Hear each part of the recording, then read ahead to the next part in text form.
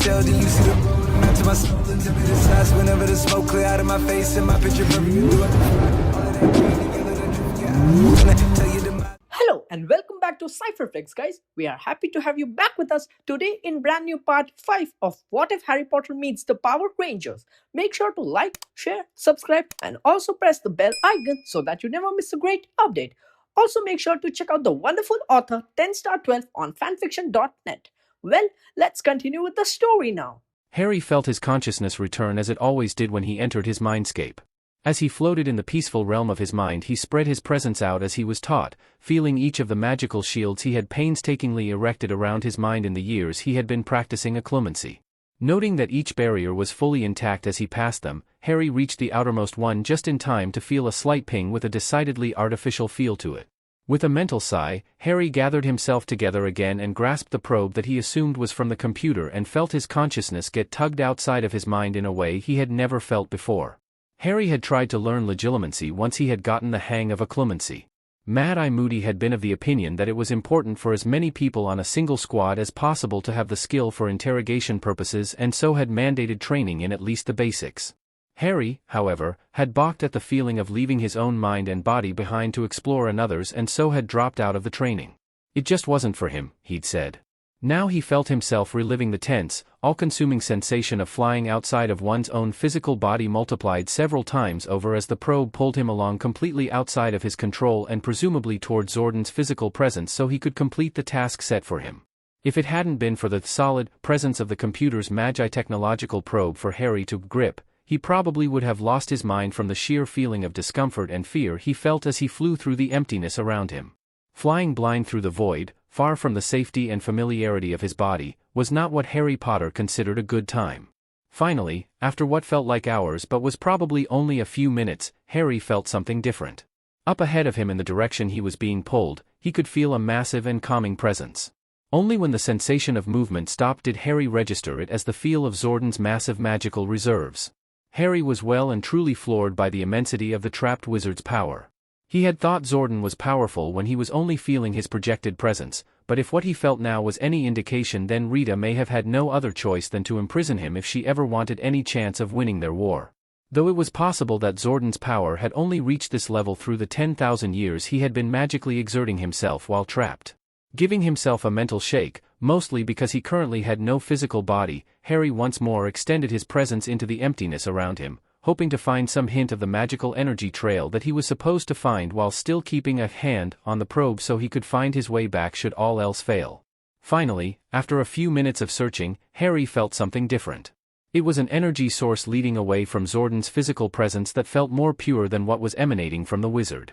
It was just energy with no tints to it that would resonate with one wielder or the other.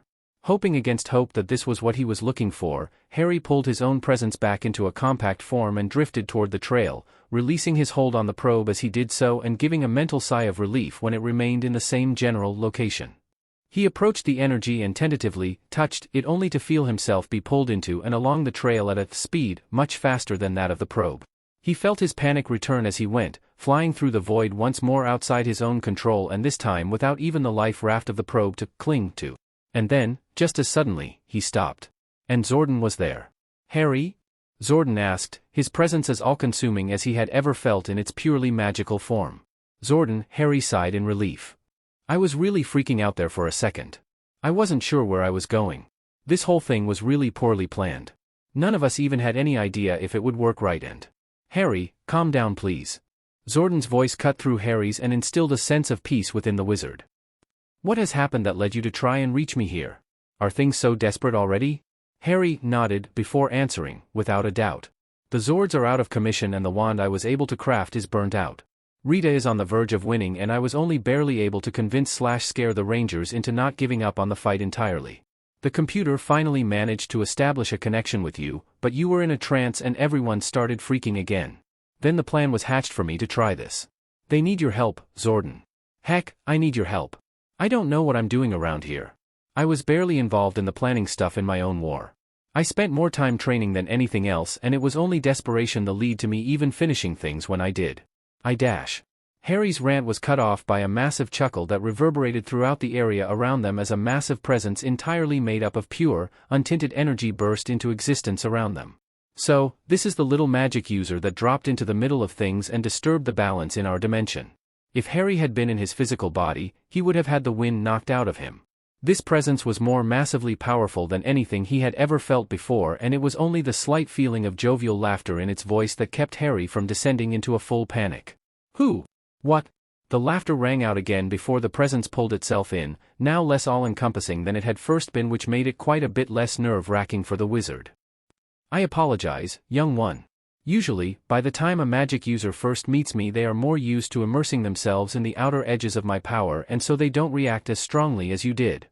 Harry drew himself together again, feeling very much out of his element, before asking the pressing question on his mind. Who or what are you? Have you not guessed, my little friend? I am the protector of the balance in the dimension you found yourself in. I am that which grants the forces of goodness and justice the power to battle against all that is evil. I am the embodiment of the morphing grid. A consciousness that developed over the untold eons of the existence of the power. Ah, Harry stammered. He was happy that he had, apparently, reached his destination, but it was only now that he realized that he had no idea what he was supposed to do now that he had gotten there. He himself hadn't put much thought into it, and none of the others had offered any suggestions. His rapid thought process was cut short as the grid chuckled once more. You were quite right about him, Zordon. I like him already. What had the grid meant by that? Was it reading his mind somehow? It is kind of hard not to when you are shouting all your thoughts for all to hear. You are well outside of your shields, young one, and the style of mental protection your people use leaves you woefully unprotected when outside of those shields. It is not unsurprising since, as far as I can tell, there is no great presence behind your race's magical power, but it is a fact all the same. Harry was feeling embarrassed at this point. Sorry about that. Only then did he notice a distinct feeling of amusement coming from Zordon's presence. Was he enjoying Harry's embarrassment? Another booming laugh was his answer, and he was once more reminded that both these presences could read his thoughts without any apparent effort. To spare you any further embarrassment, young Harry, I will move on to my point. You have been an individual of great interest to me ever since you passed into my realm of notice. I do not blame you for it, especially since you being here is the work of a power even greater than myself, but your presence and that of your stolen focus has greatly upset the balance of power in our dimension. With Rita's power enhanced, she has been able to take more of the power for her own use. This in turn had shifted the balance of energies away from the side of the light all across the galaxy, resulting in the various agents of evil being able to take even greater portions of power for themselves, which then shifts it further still. It is a process of exponential growth and something that only you can hope to fix now. And me? Harry stuttered. How do you expect me to be able to fix something like that? This sounds like a huge problem. Definitely way outside of my ability to fix. How can I be the only one who can? It is simply because you are the original cause of the shift, Harry. Zordon spoke up, drawing Harry's attention. It is as the grid said, you are not to blame, for you came into our dimension without knowing the ramifications, and you hardly allowed Rita to take your elder wand from you, but the fact remains that your arrival in our dimension is what caused the issue that we now face. Zordon speaks truly, young one, but it is as easy a problem to fix as it was for you to arrive. The grid sounded almost smug as it spoke. Harry felt like his brain had gone blank, and not just because he was trying not to think of anything too loudly. So does that mean that you want the light side to win this war? He heard what was unmistakably a snort before the grid spoke again. Not at all. I'm merely longing the balance. The power is me and I am the power. If the balance in the power shifts, as it has been doing since you arrived as previously stated, then I shift along with it. I am not comfortable when off balance. Evil will always exist somewhere, just as good will. I am only content when the two forces are in balance, and you must help restore this balance. You are a powerful force for good and the light in your own dimension, so it is only fitting that you take the mantle up once more in this one. The tone of the grid's voice shifted to a noticeably more jovial nature. Besides, whenever someone accesses the power, I become aware of everything around that being. Some of the battles and struggles that my wielders go through are quite entertaining. It is one reason I take such a close role in designing some of the manifestations of my power. It amuses to me to see my work in action. Slightly taken aback at the almost dismissive way the grid was now speaking, not to mention the fact that multiple battles for the safety of unknown millions of innocents across the galaxy were considered mere entertainment, Harry mulled the situation over. If what he had been told was true, then his appearance in this dimension had thrown things completely off kilter. If things continued as they were, evil would eventually win and it could all be traced back to him. Could he really just stand by and let innocents suffer under the forces of darkness? He had had a problem with blaming himself in his last world every time something bad happened, even when he had not been directly involved, but how bad would he react when things really could be considered his fault? In this situation, didn't he have a duty to do whatever possible to correct the problem? But above all this, it came down to his saving people thing. If he wasn't willing to put his all into helping others, he wouldn't be Harry James Potter. Despite all the trouble it had gotten him into in the past, it was an essential part of what made him who he was. It was why he had put up relatively little fight when he first became involved in the battle against Rita. Yes, she stole his wand, and yes, he ended up in the middle of the battle with the Pinoctopus without truly intending to, but deep down he always knew he would be involved in this new fight against evil in the first place. It was just what he did. Well said, Harry. The pride in Zordon's voice was almost tangible as Harry blushed at his not quite private thoughts yet again. So, can it be done? Zordon's last statement was directed at the grid's presence, but it was to Harry that it answered. Young Harry, I have made the decision to take your presence here as a challenge. You have greatly thrown off the balance of the power, and so will need to be an equally great force of light to correct that. As such, there will be certain sacrifices you must make in order to obtain my help in saving your new friends and new home. Harry felt an edge of uneasiness creep up on him. What kind of sacrifices? The grid's presence gave off the feel of a shrug. I ask only for half of your current magical potential. I will take this magic of yours and study it, I will integrate it into the power, and so make it more compatible to the rest of your magic. For this I will grant you the ability to access the power as Zordon does. In time and with training from Zordon, you will regain your current strength and may even exceed it with enough work. Along with this, I ask for the sacrifice of the physical magical artifacts you brought with you into this world. They will be used to help facilitate the power that will be granted for your use in future battles against the forces of darkness. Harry balked slightly when the grid first began, only to relax as the exchanges were explained. Yes, he would lose a large amount of his magic, but it wasn't like it wouldn't be worth it. And the grid had told him he could regain it in time, so was he even really losing anything in the long run? The biggest problem he had was giving up the magical artifacts. The only artifacts that he had with him were the Hallows, or at least the stone and cloak, since Rita had the wand. Could he really give up the only remnants and reminders of his old world? Could he give up his father's cloak? And the biggest question, did he have a choice? Zordon sighed. That is indeed the tragedy of the situation, Harry. You don't have much of a choice. Unfortunately, if you don't accept the bargain and enter the battle on our side, the imbalance will continue to grow until finally the grid itself will turn against us and all forces on the side of the light will be cut off from the power. At that point, Harry, darkness will inevitably take control of everything. Harry felt his metaphysical jaw drop. Way to break it to me easily, Zordon. The grid's voice was as grim as Zordon's. It is a rather dire situation, Harry. Can I assume you have made your decision? With a sigh of his own, Harry answered. It's not much of a choice to make. I wouldn't be who I am if I didn't agree to your bargain. I might miss the stone and especially the cloak for what they represent, but I don't think I can afford to balance my own personal nostalgia against the safety of an entire galaxy's worth of innocence. With satisfaction now coloring its voice, the grid spoke once more. Well said indeed, young Harry. Your physical body, and the artifacts in question, are currently in Zordon's command center, correct? At Harry's confirmation, the grid continued. Then I shall summon them here. Mere moments later there was a flicker in the grid's presence and Harry's ring bearing the mounted resurrection stone and the liquid silver of the cloak of invisibility appeared in the void before them. Harry was momentarily struck by the novelty of physical items existing in the vast void that his mental presence was currently in, but quickly discarded it when the grid began humming to itself in dissatisfaction. There is something quite distinct missing from these items. There is a third, is there not? And that is what was taken by Rita, yes? There is, Harry answered coolly, feeling his frustration with Rita all over again. They were known as the Deathly Hallows.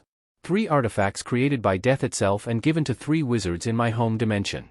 An unbeatable wand, an undetectable invisibility cloak, and a stone that can bring back the spirits of the dead.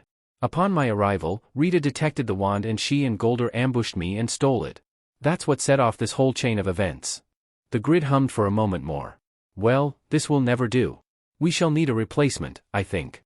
At least until you regain the actual Hallow, did you call them? With another pulse of its magical presence, a third physical item appeared. Harry immediately recognized it as the burned-out husk of his patchwork wand, the broken tip somehow reattached but with the wood still looking charred. This will do for now. Without warning, Harry was once more enveloped in the power of the morphing grid, unable to react. To his instinctive horror, the power seemed to reach into him and grasp at something deep within. Then, with a strong pulling sensation, all Harry knew was pain. He might have screamed, though he couldn't say for sure.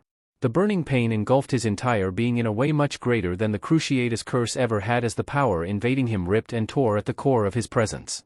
Finally, several agonizing minutes later, Harry felt a part of himself come free as the power pulled away from him to engulf the 3 physical items in a storm of power. Harry found himself having to cling to Zordon's presence, the old wizard standing like a beacon in the night amongst this power that would have otherwise swept Harry into the void like nothing as he recovered. When the storm of power died down and Harry was once more able to focus on his surroundings, the cloak, ring, and charred wand were gone and in their place was a bright point of light. It has been done. The bargain was offered and accepted. Take this power now, Harry, and use it to fight against evil. Use it to restore the balance and know that the power now protects you. Tentatively, Harry reached out and touched the point of light before him. Before his eyes, the point flashed a bright white before darkening to an almost invisible black and then shifting yet again to a deep royal purple. Finally, the light contracted in on itself and turned golden, leaving Harry with the curious sensation of holding a physical object in his ethereal hand once the light died down. Now, Harry, return to your body. Zordon will be waiting for you when you awaken and the battle will begin anew. Good luck, Harry Potter. Before he could make any response, a burst of power from the grid slammed into his presence, ripping him away from Zordon at such a speed there was no way he could react in time. It was only the dimly sensed but rapidly growing feel of his own body that let him relax until he slammed back into it. He sat up with a gasp, ripping the sensors from his face as he did so and glanced around to find himself alone in the command center with Alpha. Harry! What happened? I was able to detect when you reached Zordon and started down the trail to commune with the morphing grid, but we didn't know how long that would take. Then Rita sent down the Green Ranger and the others went out to battle him and then you started glowing and your ring and cloak vanished and then. Calm yourself, Alpha 5. Zordon woke up in time to cut off the overexcited robot's ramblings long enough for Harry to fully regain himself, still not quite comprehending all that had just happened to him. Though it only took a glance at the small item he now held in his hand to make him realize that it had been all too real. Harry, Alpha prodded, his panic now turning to elation since Zordon spoke. You did it. You brought Zordon back. Yes, Alpha, Zordon spoke. Harry appeared before me at the heart of the morphing grid and explained the situation to me. We were able to obtain the help I sought before we returned as well. Our chances of victory have never been higher, even with the obstacles the Rangers now face. What do you mean, Zordon? Alpha sounded confused, but turned to Harry when Zordon nodded in his direction. With a smirk, Harry opened his hand and showed the shocked robot the item held there. Harry, Zordon, is that a? Yes, Alpha. Zordon's voice was heavily tinted with pride. Now you see why I am so confident in our victory. Alpha seemed speechless as he repeatedly looked between Harry and the object he held in his hand. Finally, Zordon spoke once more. Harry, listen well. Now that you hold the power of the morphing grid, there are a few things you must know about its use. I will do all in my power to train you more thoroughly in the future, but I fear the Rangers will need your help too soon for a detailed lesson now. Harry nodded, a grim look on his face as he closed his fist around the grid's gift once more. I understand, Zordon. And I'll do what I can to fix things. Zordon shook his head slightly. Do not try to take everything upon yourself, Harry. The imbalance is already being corrected merely with your presence among those who use the grid. Taking back the Elder Wand from Rita will inevitably speed up the process, but just having you join the side of good has already done what had to be done. Now, observe the viewing globe. Turning, Harry walked closer to the glowing orb and watched as a picture faded into view from within its depths. The image showed a massive, bipedal dragon-like robot that was largely black and silver with a few green and gold portions destroying parts of the harbor in Angel Grove. He couldn't get much of a size scale, but it appeared to be nearly the same size as Jason's Tyrannosaurus Dinozord. The massive machine was mostly stomping around and using the spinning drill bit-like end of its tail to tear into various buildings, but as Harry watched it ripped a smokestack off of one factory and bit it in two. What you see before you is the mighty Dragonzord. This is the Zord associated with the Green Ranger's power coin. Rita has awakened it now that she believes the megazord to be beyond our reach in order to more easily destroy Angel Grove. As Harry watched, the scene switched to the 5 Rangers fighting valiantly against the Green Ranger in the middle of a city intersection, probably nearby the harbor if Harry's guess was any good. The result was much as Harry had grown to expect as of late. Tommy was defeating them all handily with a combination of the Sword of Darkness and a new, much smaller blade held in his offhand. Each time they fell, the Rangers would rise once more to continue the fight though. They seem to have taken Harry's earlier words to heart. The Rangers are combating the Green Ranger in the hopes of stopping the Dragonzord, Zordon continued. However, with Rita's magic enhancing his strength, there is little chance they will be able to defeat him alone. This is where you will come in. Harry turned back toward Zordon as he spoke. Just tell me what to do, Zordon. Zordon nodded before closing his eyes briefly. This shall be your first lesson on using the power, Harry. I fear yours shall be a highly unorthodox education, but I will do my best to pass on as much of my knowledge as you can take. In your particular case, you are used to taking your magic and weaving it to your will, but with this power you must let it guide you. You can direct it, but it knows the form that must be taken to achieve the ends you longing. Any attempt to force it to do otherwise could be disastrous.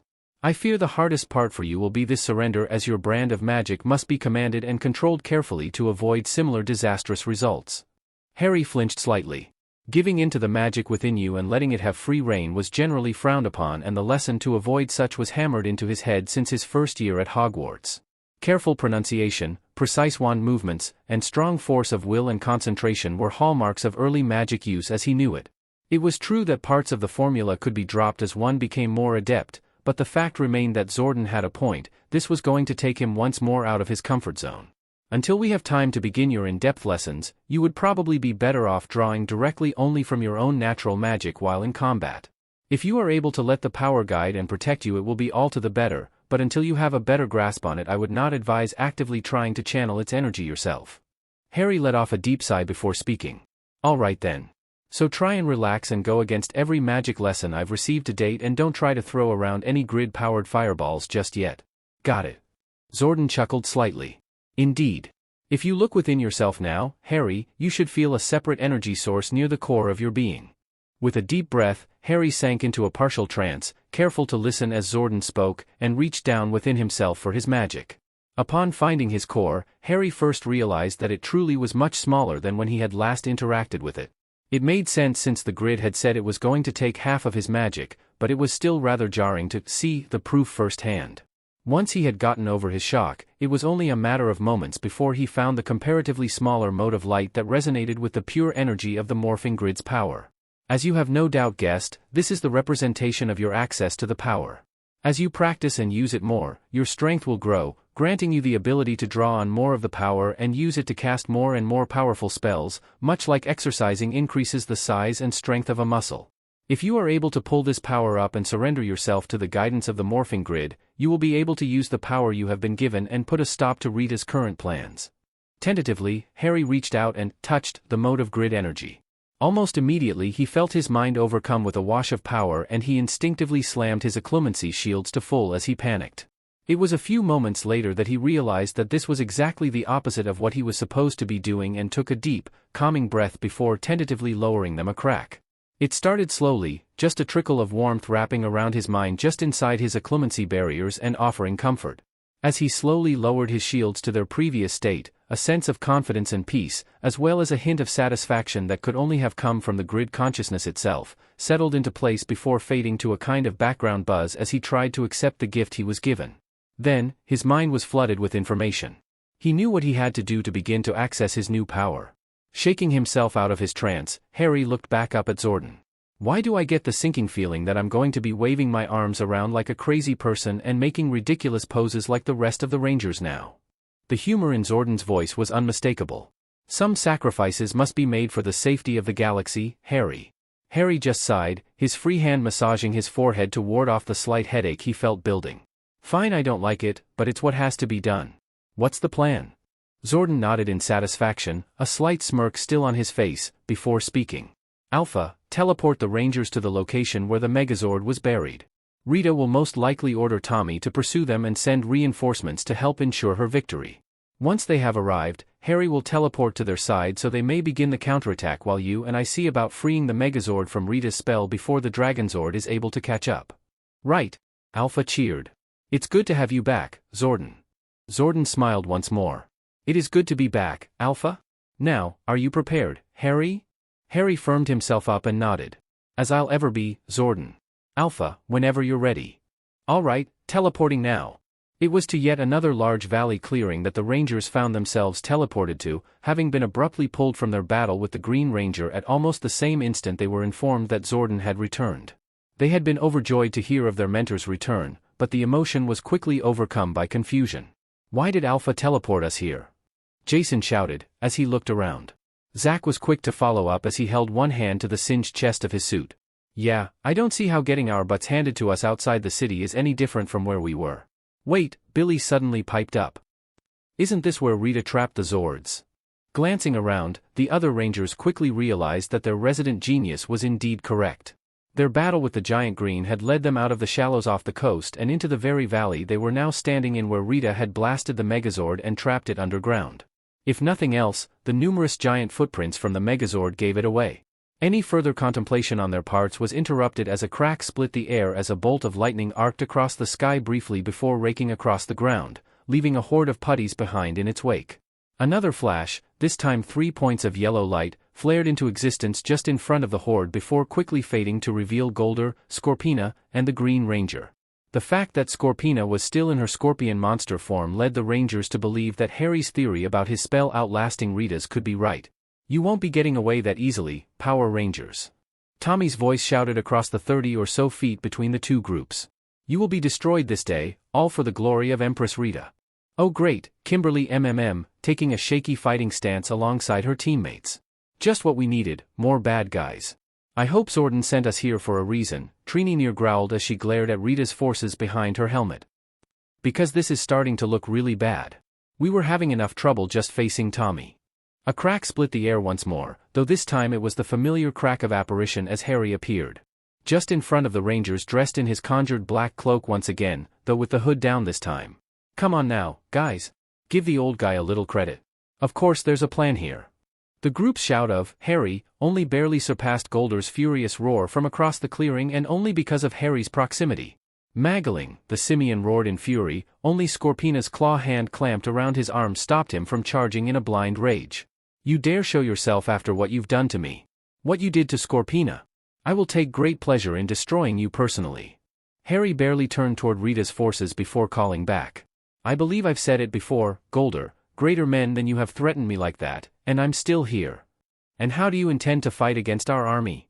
Golder seemed to have calmed down slightly by this point. I notice you have yet to draw your focus, Maggling. Surely you don't intend to fight without it as you did after our first encounter. Oh, no worries there, Golder. Harry smirked, waving his hand airily in the simian's direction before deliberately turning back toward the Rangers. That one burned out when I shrank you and Scorpina. Harry, Jason snapped. Why would you tell him that? Yes, why would you give up a potential tactical advantage so superfluously? Billy queried immediately after. And what are you doing out here anyway? Kimberly demanded, sounding rather angry with him as well. Seeing Zach and Trini weren't saying anything, either to decry him further or in his defense, Harry shot them a smile. Relax, guys. I wouldn't be here if I wasn't prepared. Besides, I already told you there's a plan. Almost casually, Harry flipped the object in his right hand into the air, letting the sunlight glint off of its golden surface as it spun before catching it once more. Harry, Trini said, seemingly short of breath. Is that another power coin? Golder was back to shouting his comments again. How do you have another power coin? There weren't supposed to be more than 6. Harry turned back toward the now nervously shifting horde, although in all honesty it was rather impossible to tell if the putties were nervous or just being their normal, twitchy selves. Things change, Golder. Especially when a dimensional traveling wizard is involved. When you and Rita stole my Elder Wand from me, you changed the rules. Because of that, we were able to make a deal and change a few things of our own. But enough of that. Harry flipped the coin one more time before catching it and idly rubbing his thumb across the embossed image on its face. After a moment of silence, Harry snapped his head back up and stared Golder down once more. For now, it's time to power up. With his victorious shout, influenced more than a little by the grid much to his chagrin, Harry raised his right hand, holding the coin between his thumb and forefinger. Bringing his left palm up to the face of the coin, Harry concentrated his magic into the small disc before slowly pulling his left hand away. As Rita's forces and the Power Rangers all watched, Harry's power coin lit up with a bright golden light as it stretched out to follow his palm while the other end stayed firm between his fingers. Mere moments after he began, Harry pulled his left hand free from the tip of the now 11-inch long rod that had once been his power coin. One end of it was much narrower than the other with a gradual slope up to a clearly defined handle where he shifted the grip of his right hand. With a slight grunt, Harry moved his golden wand diagonally up and toward Rita's forces, the sunlight once more glinting off of it, though this time highlighting 3 parallel bars that extended from each side of the narrow end, starting a quarter-inch or so from the tip and with the center bar sticking out a little further than the other 2. He was entirely unprepared for the massive shower of sparks that shot forth from the tip of his wand as the construct of magic made from a fusion of the grid's power, Harry's own magic, and the magic of 2 of the 3 Deathly Hallows bonded to its new user, feeling as good as his old Holly and Phoenix feather ever had. He was even more unprepared for the random explosions that went off some distance behind him, though being held firmly in the thrall of the morphing grid's power and guidance, he didn't even flinch. The same could not be said for everyone though. The shockwave of the explosion washed over the Rangers with relatively little reaction, though they could have been paralyzed from shock or held within the grid's power as well, so it wasn't too surprising. When the shockwave passed Harry, with his cloak flapping dramatically in the wind as it did, it picked up speed, kicking up a wall of dust and debris before slamming into Golder, Scorpina, and Tommy. The 3 leaders were staggered slightly, but when it washed over the army of putty patrollers behind them, a great many of them were knocked to the ground. "Well," Harry mumbled as he relaxed his stance and brought his new wand to his side. "That felt unnecessary." "Is that another wand?" Kimberly asked, stepping up next to Harry and studying the focus in his hand. "And it was that power coin you had a second ago, wasn't it?" Zach asked, stepping up on her other side, his excitement tinting his voice. "It changed just like ours do when we're piloting our zords." Harry shrugged as he turned his attention back to Rita's recovering forces. "I don't know anything about that, but yes, this wand is the direct result of my little trip through the grid to find Zordon. I understand you guys were having a bit of trouble while I was gone." "That is an extreme understatement," Billy said, putting a hand to his helmeted head. "How much of a difference will that thing make?" Jason spoke, his voice firm and demanding as he stepped up on Harry's free side. "Do you have any thoughts on how to get us out of this?" Harry nodded firmly. "Zordon is working on a way to break Rita's containment spell and free the Zords before the Dragonzord gets here. In the meantime, I was instructed to help stall for time." "Enough." Golder's shout echoed across the clearing as he grew tired of waiting. "I will not stand here and watch you pathetic power brats talk amongst yourselves any longer. Prepare to die." With more unnecessary flourishes, Golder brought his hand up to his face briefly before flinging it back down to his side, twin beams of energy lancing from his eyes and right toward Harry. To his credit, Harry didn't even flinch. This was partially because of the minor influence the grid still had on him. The power was pulsing within his being, filling him with confidence and keeping his head clear, which let him draw on his training from his own world, as well as a flair for the dramatic that the power brought with it, more easily than ever before. With a flick of his new wand and a pulse of his magic, the ground before Harry and the Rangers cracked before a section of stone shot straight up at the last possible instant, forming a 10-foot-high wall that Golder's attack slammed into with a massive explosion. When the smoke cleared, the Rangers were left confused while Rita's forces were enraged on top of that. There were multiple chunks of stone, clearly the remains of Harry's wall, just floating in midair. "I seriously hope you have something better than that, Golder." Harry taunted as the last few Rangers stepped up to join the line on either side of him. "But for now, it's my turn." With another flick of his wand, Harry transfigured the floating stones into metal spears that then flipped in the air to face the pointed end toward the assembled army. Harry was just able to witness Golder's blue face appear to pale slightly before giving his wand a dramatic swish, simultaneously banishing the spears forward. Golder, Scorpina, and Tommy leapt into the air, easily clearing the cloud of pointy death heading their way, but the same could not be said for the putties behind them. In mere moments, the army of putties that had to have been at least 50 strong was cut down to a mere handful, with the rest having been skewered or sliced to pieces by the cloud of transfigured spears. And then the spears exploded. Harry flinched slightly before glancing down at his wand in exasperation. "All right, now I know that was unnecessary." As the smoke cleared once more, Golder, Scorpina, and Tommy regrouped in front of the crater that had once been their army of putty patrollers. In the very center of the burnt section of earth, a lone figure stood from a crouch. The single remaining putty glanced around at the remains of its brethren before letting out a panicked gurgle/mumbling sound and turning on his heel. The construct was so eager to escape that it didn't even let tripping over its former comrades' pieces slow it down, occasionally keeping its momentum on all fours as it struggled back to its feet. It wasn't until the gray figure was halfway through scaling the near vertical cliff wall that had been to their backs that Golder's optic blast vaporized it. "Coward," the monster roared before turning back to the Rangers. "No matter, we don't need the putties to deal with the likes of you, Power Rangers." "Yes, of course, Golder," Harry taunted as he raised his wand to a ready position once more. "Because you guys have had such a great track record so far." Golder's response came in the form of a roar as he charged, his sword held out before him and with Scorpina and Tommy flanking him to each side. As the Rangers charged forward to meet them, Harry prepared himself once more to play a support role. While it was fun to rile up Golder when he had the chance, without the protections provided by the Rangers' suits it still wasn't a smart idea to get involved in a melee, new wand or not. With a quick flick of his wand, a jet of light flew forward, impacting Golder's sword just as he brought it over his head to strike the approaching Jason. Much to Harry's private amusement, the blade of the weapon began shrinking. As the unaware monster brought his weapon down, the now 6-inch blade passed well short of the Ranger, allowing Jason to make his own attack with his power sword, sending Golder flying backward in a shower of sparks. Turning his attention to where Zack and Trini were fighting against Scorpina, Harry watched calmly as the two Rangers alternated dodging in and out of the monstrous woman's range, attacking with their respective weapons before moving away as the other struck her. It seemed that Scorpina's current speed wasn't enough to keep up with the far more nimble Rangers, most likely a consequence of being stuck in her giant form for the time being. More power, but less speed worked well on fighting giant, clunky machines or destroying large amounts of real estate, but was rather less effective on agile martial artists. Seeing that they had their battle well in hand, Harry turned to the third skirmish, where Kimberly and Billy were facing off against the Green Ranger. Here, things were going more as he had expected. Tommy had been able to fight off the entirety of the team by himself, so the Blue and Pink Rangers alone stood no chance. Still, each time he knocked them down, which happened often, they stood right back up and resumed their assault. Scowling, Harry twisted in place, apparating behind Tommy much like in their earlier battle, and gave his wand a swish before jabbing it in his direction. The ground started to rumble before a chain burst forth in a shower of stone, catching Tommy off guard and wrapping around his right wrist just before he could bring the Sword of Darkness down across Billy once more. For his part, Tommy only froze for a moment. When the chain pulled taut, yanking his arm out to his side and making him stumble slightly, he seemed to come to his senses long enough to figure out what was happening. When a second chain erupted from the earth on his left side and aiming for that arm, he spun to his right, dodging the new chain neatly, before swiping at it with his shorter weapon, slicing through the transfigured chain like a hot knife through butter.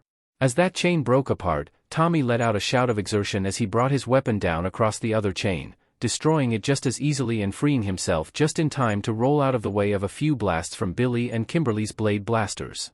Having expected that outcome, Harry just began his assault anew. Moving his focus fluidly, and once more marveling at how well it channeled his magic, Harry started casting a near-constant stream of offensive hindering spells. He would have liked to use something more destructive, but since Billy and Kimberly were rather close to his target and they were looking to free Tommy from Rita's spell without ending his life at the same time, body binds and stunners it was. The battle was furious. The Green Ranger was a non-stop blur of movement as he avoided or deflected each of Harry's spells, the occasional shot from Kimberly's blade blaster, and eventually all of Billy's attacks with his power lance. Finally, his concentration was shot when Jason's voice rang out. "Harry! Behind!" Spinning in place, Harry caught sight of Golder coming toward him from a flying leap with one fist drawn back, apparently having discarded his shrunken weapon and with a wicked smirk on his face. "I have you now, Magling." Harry merely raised an eyebrow before jabbing his wand forward. Arresto momentum. He could only watch as Golder's eyes widened when he came to an abrupt stop in midair. It was almost comical how the monster began flailing about in panic while Harry merely watched. With a smirk of his own, Harry pointed his wand at Golder. Reducto. The blasting curse lanced toward the immobile monster, but was intercepted at the last moment by the bulky form of Scorpina. "I think not, little mage." Her voice was quite deep and the sheer volume made Harry wince slightly. On top of that, Harry's spell did little to no damage to her, most likely due to the larger power he had earlier assumed she possessed in her current form. "Well bugger," Harry groaned just before Scorpina's large claw-hand backhand slammed into his torso, sending him flying back through the air. His mind blanked out for a moment as he flew, vaguely noticing as Golder was pulled down to the ground by Scorpina before the two began charging toward Tommy's battle. Then Harry's travel was interrupted with a short scream as he landed on another body. It took only a moment for Harry to return to his senses and find himself in a tangle of arms and legs. Those that didn't belong to him were clad in yellow. Rolling off of the downed Trini, Harry slowly pulled himself to his feet before offering her a hand while his other was wrapped around his aching torso where he had been struck. "That's 2 I owe you," he said with a small smile as she took his hand. Their attention was drawn by a pair of small explosions as Golder and Scorpina's respective attacks struck Billy and Kimberly, knocking them well away from Tommy as the three servants of Rita regrouped. Groaning slightly, Harry jogged after Trini as she and the other rangers gathered around their downed companions and helped them up. Just face it, rangers, Tommy began taunting them as he stepped forward. Even with the help of your pet mage, you cannot hope to stand against the power of Empress Rita. Tommy, don't do this. Kimberly was pleading now, reaching toward him with one hand while her other was pressed to the chest of her still slightly smoking suit. This isn't you. Rita is controlling you. You have to fight it, man. Jason shouted, stepping forward as he did so with a dramatic hand gesture of his own. Harry just rolled his eyes as he cast a few first aid charms on himself to help dull his pain. I am now and forevermore a servant of my Empress. Tommy shouted back, sounding rather angry now. She has opened my eyes to true power and I will serve her loyally until my dying day. It's no use, Zack growled. Rita's spell is too strong. We can't get through to him this way. You are correct, Zachary, Zordon's voice sounded from each of their communicators. Rita's spell has a powerful hold over Tommy's mind, but if you can destroy the Sword of Darkness, the spell will be broken.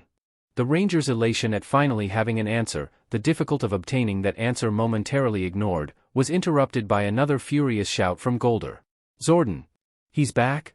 Impossible. Smirking slightly, Harry stepped up. I'm afraid so, Golder. And that would be my fault again. Gra. Maggling. Golder roared, his voice suddenly booming out much louder than before. Everyone froze, even Rita's servants, before a smirk came across Golder's face as he began to grow before their very eyes. Moments later, Scorpina let out a victorious cackle of her own as she too began to grow. Harry just smirked for a moment before he felt himself being grabbed and thrown over a red shoulder as the Rangers leapt an easy 50 yards to escape the immediate proximity of the two monsters who were once more growing to gigantic proportions. With a grunt, Harry once more found himself on his feet with Jason staring at him. Why weren't you moving, Harry? It looks like your spell just wore off. Harry idly brushed his shirt down and resettled his robe before answering pleasantly. Yes, it certainly does. And why don't you sound at all panicked about that? Zack asked incredulously. Harry shot the Black Ranger an amused smile. Because my type of shrinking spell tends to have rather negative side effects on living beings once it wears off. Billy was the first one to respond. So the sudden increase in their overall mass would have a potentially negative effect on their physical being? Harry blinked before nodding. If that means that they're going to be hurting in a moment, then yes, it will. True to Harry's prediction, the victorious laughter of the two leering monsters, now back to their full giant height, was cut off almost simultaneously before they fell to their knees as pain racked their bodies. What is happening? Golder roared as Scorpina found herself unable to do anything more than scream. You messed with the wrong kind of magic, Golder. Harry shouted back before flicking his wand twice in the direction of the two. The twin bodybind curses washed over the two monsters almost simultaneously and the effects were immediate and earth-shaking. Golder and Scorpina stiffened and their legs snapped together while their arms became locked to their sides. Moments after, they teetered ominously before falling to the earth with a massive crash. Scorpina fell backwards, but Golder landed flat on his face and his growls of rage and pain were easy to make out even through his locked jaw. Before anyone could make another move, the two massive forms vanished in a flash of light, most likely getting recalled to Rita's palace after their defeat. For his part, Harry felt an immediate wave of weakness wash over him and dropped to one knee. All right, note to self, Harry mumbled. Don't cast any more general effect spells on giant monsters. Especially not two of them one after the other. He felt hands on his shoulders after a few moments when the Rangers were able to take their shocked attention off of the fallen monsters long enough to notice he was down as well. Are you alright, Harry? Zack asked from his left side. What just happened? Jason asked/demanded from his right. When the other Rangers echoed his sentiments, although with significantly less demand from them, Harry groaned and pulled himself to his feet again. The shrinking spell wore off and every part of their body started aching at once from the strain.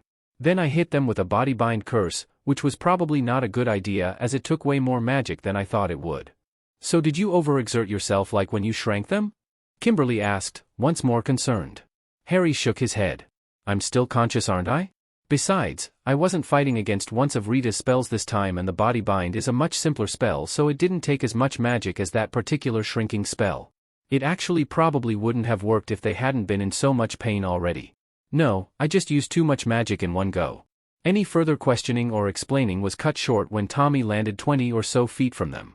I don't know what you did to defeat Golder and Scorpina, but it looks like it pretty much finished you off, Maggling. And we already know that the Rangers can't defeat me.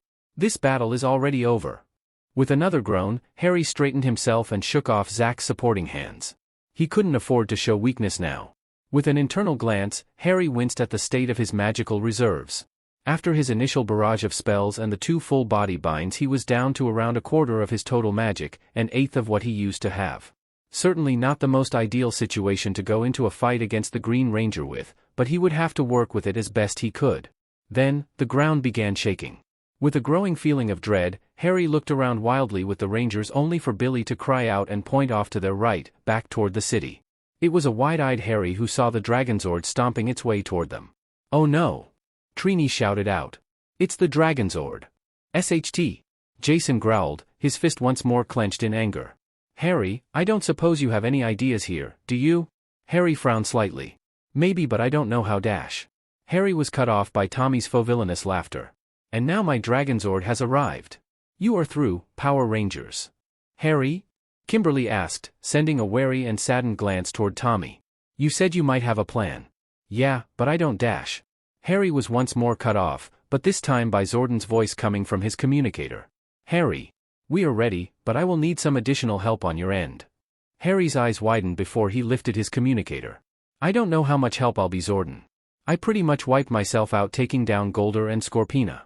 There is another way, Harry, and you know it." Harry sighed. "Yeah, that was kind of already my plan. I was just hoping to put it off for a bit longer." There was humor once more in Zordon's voice as he responded. "As I said before, Harry, sacrifices for the safety of the galaxy." Yeah, Harry groaned before lowering his communicator and glaring up at Tommy. The Green Ranger merely stood there for a moment, smugness practically emanating from him. "Are you done with your last-ditch planning session? Surely you know that nothing you can do will allow you to defeat my almighty Dragonzord."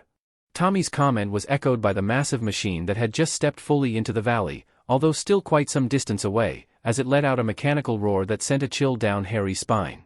"And now, you're finished," Tommy called out before lifting the guard of his dagger to the lips of his helmet. What happened next both confused and fascinated Harry. The dagger started playing music. The Ranger's hand began working a few keys on the handle of the weapon and it letting out a sound that was rather reminiscent of a group of trumpets. The effect it had was much less fascinating. The Dragonzord immediately let out another roar, attracting the Ranger's attention to the flashing lights on its chest as it whipped its left arm out and pointed it straight toward them. It was difficult to tell what was happening from their distance, but the telltale whistling sound and trails of smoke that started getting closer mere moments later was enough warning for Harry to WHP his wand up and surround himself and the Rangers in a protego. The missiles that the Dragonzord launched impacted with Harry's shield and nearly sent him to his knees once more. Even as the Rangers stared at him in what he could only assume was awe as he couldn't see their faces, the smoke cleared around them and the Green Ranger staggered back a step. How did you do that?" he demanded, recovering quickly from his surprise. "How are you still alive?" Harry took a deep breath before reluctantly reaching down deep and embracing the motive power within him once again, forcing himself to relax enough for the grid to give him another set of instructions. With a grim smile, Harry stepped up to the front of the group, the rest of the Rangers spreading themselves behind him in a V formation as he felt the power begin influencing them as well. Ever the showman, that morphing grid. "You should know by now, Tommy, that you should never underestimate a magic user, me least of all," Harry stated calmly, letting the power flowing through him bolster his own flagging strength and confidence. "You said that this battle is already over, but I can assure you that it is far from it." "What are you talking about?" Tommy demanded, appearing slightly off balance after Harry's declaration. "There is nothing more you can do. I have already proven able to defeat you all myself, and with the Dragonzord by my side and without your Zords, you cannot possibly hope to stand against me." Harry let out another deep breath before locking his gaze on Tommy's visor and shifting his stance. Turning his body to the left, Harry lifted his right arm, his wand held tightly in his hand and pointed toward Tommy. His left hand was brought up, palm out, near his left shoulder and parallel with the ground. He slid his feet around for a moment before bending his knees slightly and settling into a combat dueling stance he had been taught for someone with the capability of using wandless magic alongside a wand. His left hand was available for whatever wandless spells he needed, usually shields and other defensive spells, while the majority of his offensive magics would come from the wand. But his purpose wasn't a magical duel this time. "It's rather simple, Tommy," Harry said, allowing his confidence to shine through his eyes and in his voice even as he pulled his morphing grid power to the surface, throwing the evil Ranger off even more as his form lit up with a dark purple aura. "You say everything is over. I say it's morphin' time. Harry's announcement made everyone freeze. The rangers behind him were standing firm in the formation that they had been guided to by the grid while Tommy stood dumbfounded in front of the group. This gave Harry the time to mentally gather himself and relax enough to give in to the power. Almost without thinking about it, Harry gave his wand a small twitch and channeled the grid power now flowing through him into it until the tip lit up with a bright, golden light that shone like a beacon through his dark purple aura. Then, with a smirk on his lips, Harry began moving his wand. He started with a short movement to the right, leaving a trail of golden fire in the wand's wake much like Voldemort's diary Horcrux had back in Harry's second year. Once the line stretched for 6 inches or so, he stopped and reversed direction, now going back to his left and up at an angle. Once he reached a spot over his starting point, Harry brought his wand back down and to the left until he was even with his original line and then brought the wand back over to meet his starting point. Then, moving steadily, Harry drew a circle inside the triangle he had already fashioned. Finally, with a swift JRK, he pulled his wand upward, bisecting the 2 shapes vertically and completing the symbol of the Deathly Hallows. Flipping his wand in his hand so it now rested along the inside of his forearm, Harry lifted his right foot and pivoted back on his left until he was standing squarely in front of the fiery symbol before him. Then, he brought his hands up over his head, crossed at the wrists before pulling them back down to his sides with his fists clenched and a victorious shout as he threw his head back. Magi Ranger, power up! Tommy and the Rangers could only look on as the symbol before Harry flashed brightly before flying towards the mage and slamming into the center of his chest, engulfing him in a bright light that swallowed up his aura. Just as quickly as it appeared, the light began fading out. It started with his feet which were revealed to now be clad in a pair of white boots with a black stripe around the tops. These boots gave way to purple pants with another black stripe up the outside leading up to a belt of the same color. From his clenched fists, the light faded to reveal gloves with the same white and black pattern as his boots and the sleeves of his new suit again followed the same pattern as his pants, the black stripe traveling up the tops of his arms and over his shoulders. The light around his torso gathered into a single point that burst into random motes of light to expose a golden disc centered on his chest that had the symbol of the Deathly Hallows etched into it. The black stripes from his arms and legs stretched across his torso to meet around the larger version of his power coin, forming a ring of black around it in a field of purple.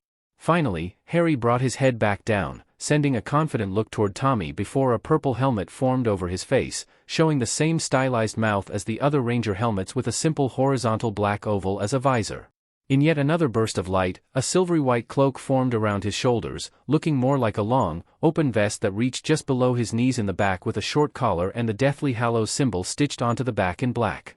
Then the coin on his chest let out one final burst of light, this one traveling along the black stripe centered on it, leaving a chain of glowing silver runes in its wake. When this light faded, the black stripes now had runes running through them all over his body as well as glowing softly around the oval on his helmet and less visibly on the edges of his cloak.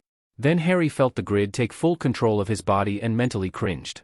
Just when you think you have us beaten, Zack started, going through a few gesticulations before settling into a fighting stance on the far right of their formation.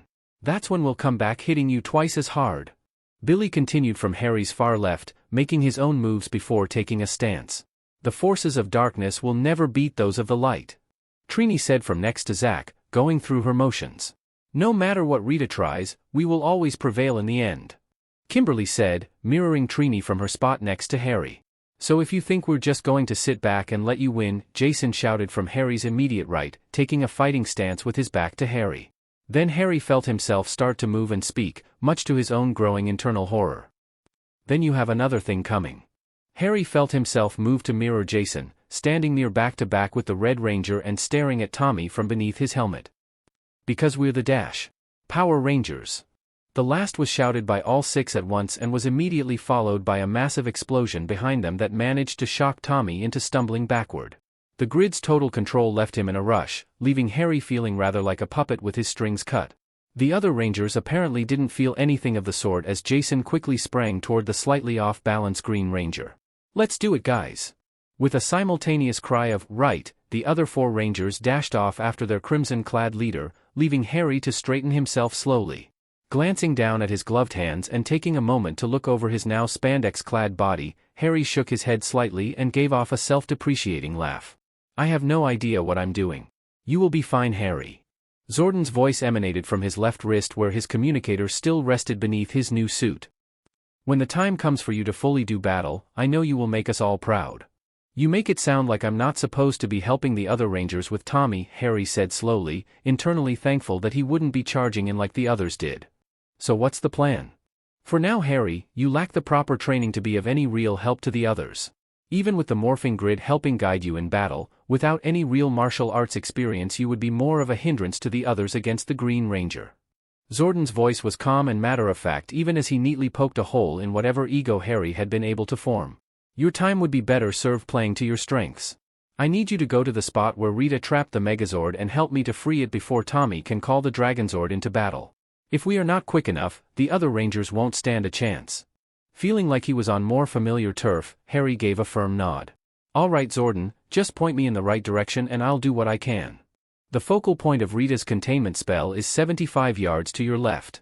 I suspect Rita will try something to stop you, so you must be careful. With a nod, Harry turned and started running in the direction Zordon had indicated. Almost immediately, Harry noticed the extreme ease with which he was moving. Despite his less than healthy childhood, Harry had never been supremely out of shape. He left that designation to his uncle and cousin. Between his time playing Quidditch at Hogwarts and the physical portion of his training for the war, he had managed to stay fairly fit. Now it was as if morphing had taken his previous physical capabilities and doubled them. It was a feeling that was both offsetting and comforting all at once. Harry's musing was interrupted as he crested a small rise in the earth and caught sight of what looked like a long line of recently disturbed earth. It certainly fit the bill for a location where the ground had been split open to trap a gigantic machine. Then he heard the putties. It was only their telltale noise and a burst of grid-driven instincts that sent Harry into a dive before rolling back to his feet. Turning quickly, Harry faced the trio of confused clay constructs, the nearest of which was climbing back to its feet after Harry had dodged its flying kick. You know, Harry mused, feeling a thread of power flowing through him and guiding him to a loose fighting stance. I was really hoping that I had blasted all of you guys already, but I guess Rita put up a rush order. The three putties made no verbal response, at least not one he could understand, but they didn't hesitate to charge him as soon as the first had regained its feet. They were around 10 feet away, so the distance was covered in mere moments before Harry found himself with a grey fist flying toward his helmeted face. The next few seconds were almost overwhelming for him. Harry felt his body twist almost of its own accord as the power flared up within him, pulling his head just out of the path of the putty's attack. He completed the turn, facing his back toward the creature as his arms came up, grabbing the arm that was now over his shoulder. With a heave, Harry pulled forward, flipping the putty over his shoulder and following it down to the ground, landing solidly on its torso with a grunt and rolling back up to his feet before spinning once more to face the remaining two upright hostiles in another fighting stance. As the two remaining putties got within striking distance, Harry hopped in place, bringing his 2 feet together before leaping into the air. In midair, Harry kicked his legs out, each foot impacting solidly with the inside shoulder of the two putties. Pushing off of them, Harry managed to not only propel himself back into the air and safely away from them, but also shoving the two putties down into an ungraceful heap atop the first while he almost casually flipped once before landing in an easy crouch. In the back of his mind, Harry was baffled. How was he doing these crazy acrobatics? Each time he moved, he felt the power pulsing through him, giving him a burst of energy, but was it really guiding him that much? His distraction and pondering only gave the putties time to recover and for one to tackle him solidly to the ground. Harry didn't feel much impact when he hit the ground, but he certainly felt the first blow when the putty landed a solid cross punch to his head, accompanied by a shower of sparks. Harry kicked out, trying to buck the construct off of him, but the other two dove forward, one pinning his legs to the ground and the other lying on his left arm. And so Harry found himself being pummeled by a putty patroller. The pain of the blows was thankfully muted, but he still felt the impact from the hits and a discomforting feeling of growing weakness as they continued raining down. As Harry struggled to escape the surprisingly strong grip of the clay constructs while simultaneously protecting himself as best he could with his free arm, he couldn't help but wonder where his sudden grid-empowered fighting skill had gone. While confused, Harry had been feeling rather good about himself after the short exchange. He had been going so long hearing from Zordon and the other rangers how he had no ability to fight hand-to-hand, only to have such success in his first encounter while morphed. It was an ego-boosting feeling which only made his current situation all that much more frustrating. "Harry!" Zordon's voice called out from his communicator, muffled by the putty pinning him. "You must remember to play to your strengths. Your morph is based in your own magical power. If you take enough damage to fall out of morph, you will find yourself weakened to the point you will be unable to defend yourself." Well, that certainly didn't sound good. But Zordon had a point. As much as it galled him, Harry had a great deal of practice in putting his own ego aside and doing things the right way rather than how he would have preferred. It was part of learning to let others help him in the war when he would have rather taken it all upon himself in order to spare others the pain and risk. Playing to his strengths was rather easy to figure out as well, though Harry did have to wonder why Zordon felt the need to be cryptic instead of straight up telling him to curse the heck out of the putties. In any case, with his new wand having vanished when he morphed, he would have to fall back on his wandless magic. Taking advantage of a brief pause in the continuous rain of strikes to his head and chest, Harry placed his right hand on the chest of the putty straddling him. The creature froze, looking down at him with a confused PP of its head. "Sorry, mate," Harry smirked as he pulled his magic up and through his right arm, noting that his magic reserves were much lower than he liked. "But I think it's time for you guys to back off. Reducto." Harry almost immediately cursed himself internally for his choice of spell. He knew that using a purely and devastatingly offensive spell like the blasting curse wandlessly was a surefire way to injure yourself. He had just become so used to using a wand in his last several battles and during the war before that his short stint fighting purely wandlessly didn't really stick with him. Then Harry realized, as the putty patroller went flying away from him with a hole in its chest, that there was absolutely no pain to be had. In fact, as Harry took a moment to stare dazedly at the slightly scorched palm of his white glove, other than that small scorch mark and a few sparks, there had been no measurable negative effect on him when he cast the destructive spell wandlessly. As the two surviving putties remained frozen after their companion's demise, Harry felt another smirk stretch across his face and turned his head to face them. "It's a whole new game now," he said, turning his hand to once more face away from him, this time toward the putty on his left arm. Flipendo! The knockback jinx threw the putty patroller off of him and shocked the other one long enough for another jinx to remove him the same way. Harry managed to climb back to his feet just in time to drop to his knees, this time to dodge a wild punch from one of the already recovered putties. The next several moments were simply Harry relying on his own instincts, the grid's guidance still absent, as he dodged rapid-fire attacks from first one and then both of the remaining putties. Most of this time was spent rolling across the ground and scrambling away as each time he regained his feet one of the putties would make an attack that would force him down again. The constructs, for all their lack of intelligence, were easily keeping the inexperienced ranger on his back foot. Worse still, as low as his magic was after taking the pummeling earlier, it took too long for him to pull up enough magic to cast wandlessly, so his only real advantage wasn't even a factor. Then Zordon once more spoke up. "Harry, the others are running out of time. You must relax. Give in to the grid and let it guide you through this battle. It is the only way to victory." "Easier said than done, Zordon," Harry shouted as he once more rolled away from a stomp from one putty, only to get caught across the chest by a kick from the other as he tried to stance once more, falling back with a grunt in a shower of sparks. "Harry," Zordon spoke calmly, most likely in an attempt to settle the mage's rattled nerves. "I know that what I am asking of you is difficult for you to do, but from what you have mentioned of yourself in the past I know that you are a person who always pulls things out in the end. You need to do that now. Embrace the power that is within you. Give in to the grid for this one battle so that you and the others can live on to fight another day when you will be more prepared to fight on your own.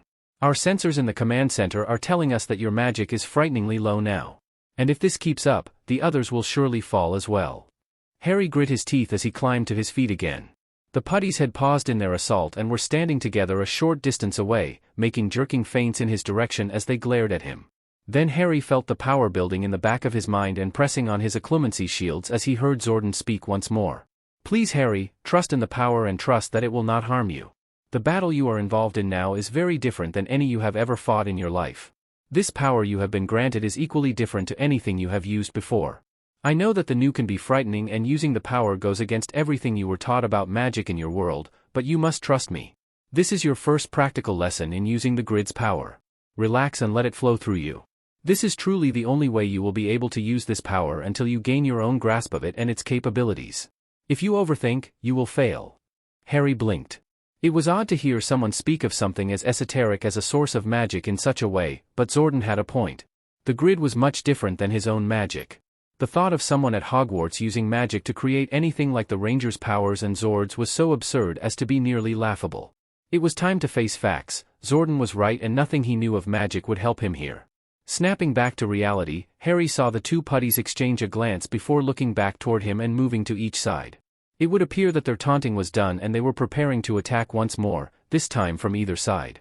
It was definitely not something he was prepared to deal with on his own and the others were counting on him so he couldn't just teleport out. Well, Harry mumbled to himself. Gryffindors charge ahead. Harry dropped his occlumency shields completely. Initially, he panicked much as he had when he first accessed his new power in the command center, but with some knowledge of what to expect, he was able to force his panic down with only minor difficulty. This time, the power didn't come in a trickle as it had before. All at once Harry felt as his mind and body, his entire being at the same instant, was flooded with the power of the morphing grid, and he began moving. The two putties were standing some distance apart now, each of the three of them standing near equidistant from the other two. Harry charged the one on his right in a sudden burst of speed, landing a quick 1-2 punch to the creature before either of them had a chance to react. With a quick spin, Harry sent the stunned putty to the ground with a tornado kick to the side of its head before spinning to face the other one. The second putty was now charging him flat out. Around 5 feet away, it took a flying leap and attempted to dropkick him. It was almost laughably easy for Harry to sidestep the attack, letting the putty fly past him and land atop its comrade, once more knocking it into the dust. I think, young Harry, that it is time to show you what your new power is capable of. Harry blinked in surprise at hearing the voice of the grid. It made sense that the consciousness was the one controlling/guiding him in the fight, but he hadn't necessarily expected to hear from it again. It was a bit of a project to design and create what I have given you, but I think you will be pleased with the outcome even if you dislike the random hand-waving you must go through to use it. Harry bit back a groan as he once more hopped in place before leaping into the air, flipping and landing around 20 feet away from the putties who were still entangled with each other. Turning to face them once more, Harry waved his right arm over his head in a long sweeping movement before making a fist as if grasping something. I call upon the power of the Magi staff. It was a highly unoriginal name, Harry mused to himself, but it was to be expected when the other rangers all had weapons that were named similarly. He felt a brief build-up of magic before there was suddenly a weight in his upheld hand that hadn't been there a moment before. With a victorious cry, Harry jerked his arm down to his side, feeling resistance as the butt of his new staff hit the ground next to him. The metallic silver staff he held was as long as he was tall. It had an incredibly simple design all told. Merely an undetailed with a rounded cap at the bottom and the same 3 perpendicular bars as he had observed at the tip of his wand at the top. The only difference between his staff and his wand, other than size and lack of the clearly defined handle, was the presence of another representation of his power coin, the etched symbol of the Deathly Hallows glowing brightly, situated at the center of the middle bar and extending far enough to cut slightly into the top and bottom ones. With the Magi staff now in hand, Harry felt the grid's voice once more resonate within him. This, Harry, is your focus while morphed. With this staff, you will be able to make use of Zordon's future lessons in your battles. Your own magic is highly structured and has a much greater versatility than most of what has been achieved by users of the power, and it is my hope that this fusion of the two types of magic will allow you to find a balance of your own. The strength of the power combined with the control and versatility of your own magics. But that is a topic for Zordon and yourself to discuss another time. For now, I shall deal with these two creations of darkness and allow you to continue with your mission. The two putties, having regained their feet, were watching Harry warily now. Harry felt the build-up of power in his staff as he moved again, spinning the weapon around him briefly before pointing the top toward the two in a two-handed grip, his body turned sideways with his right foot forward similar to his dueling/morphing stance. The magic within the staff began moving toward the top end, focusing into a now visible ball of purple energy that pulsed ominously as it grew to the size of a basketball. Finally, Harry felt a smirk stretch across his face. It was nice playing with you too, but I have other things to take care of. With a short ki, which threw Harry off all on its own, Harry moved the staff forward, sending the now sparking orb of magic flying toward the two shocked putties. The orb impacted with the rightmost one and immediately grew to engulf the pair before exploding violently. Meanwhile, Harry idly turned away from them, spinning the staff slowly overhead as he did before bringing it down to the earth once more just as the shockwave from the explosion broke over him, sending his cloak flapping in the wind. All in all, he was convinced it looked rather dramatic. The grid spoke to him once more, amusement and satisfaction laced through the tone. Yes, that shall do for now. Incomplete as it is still an effective finisher.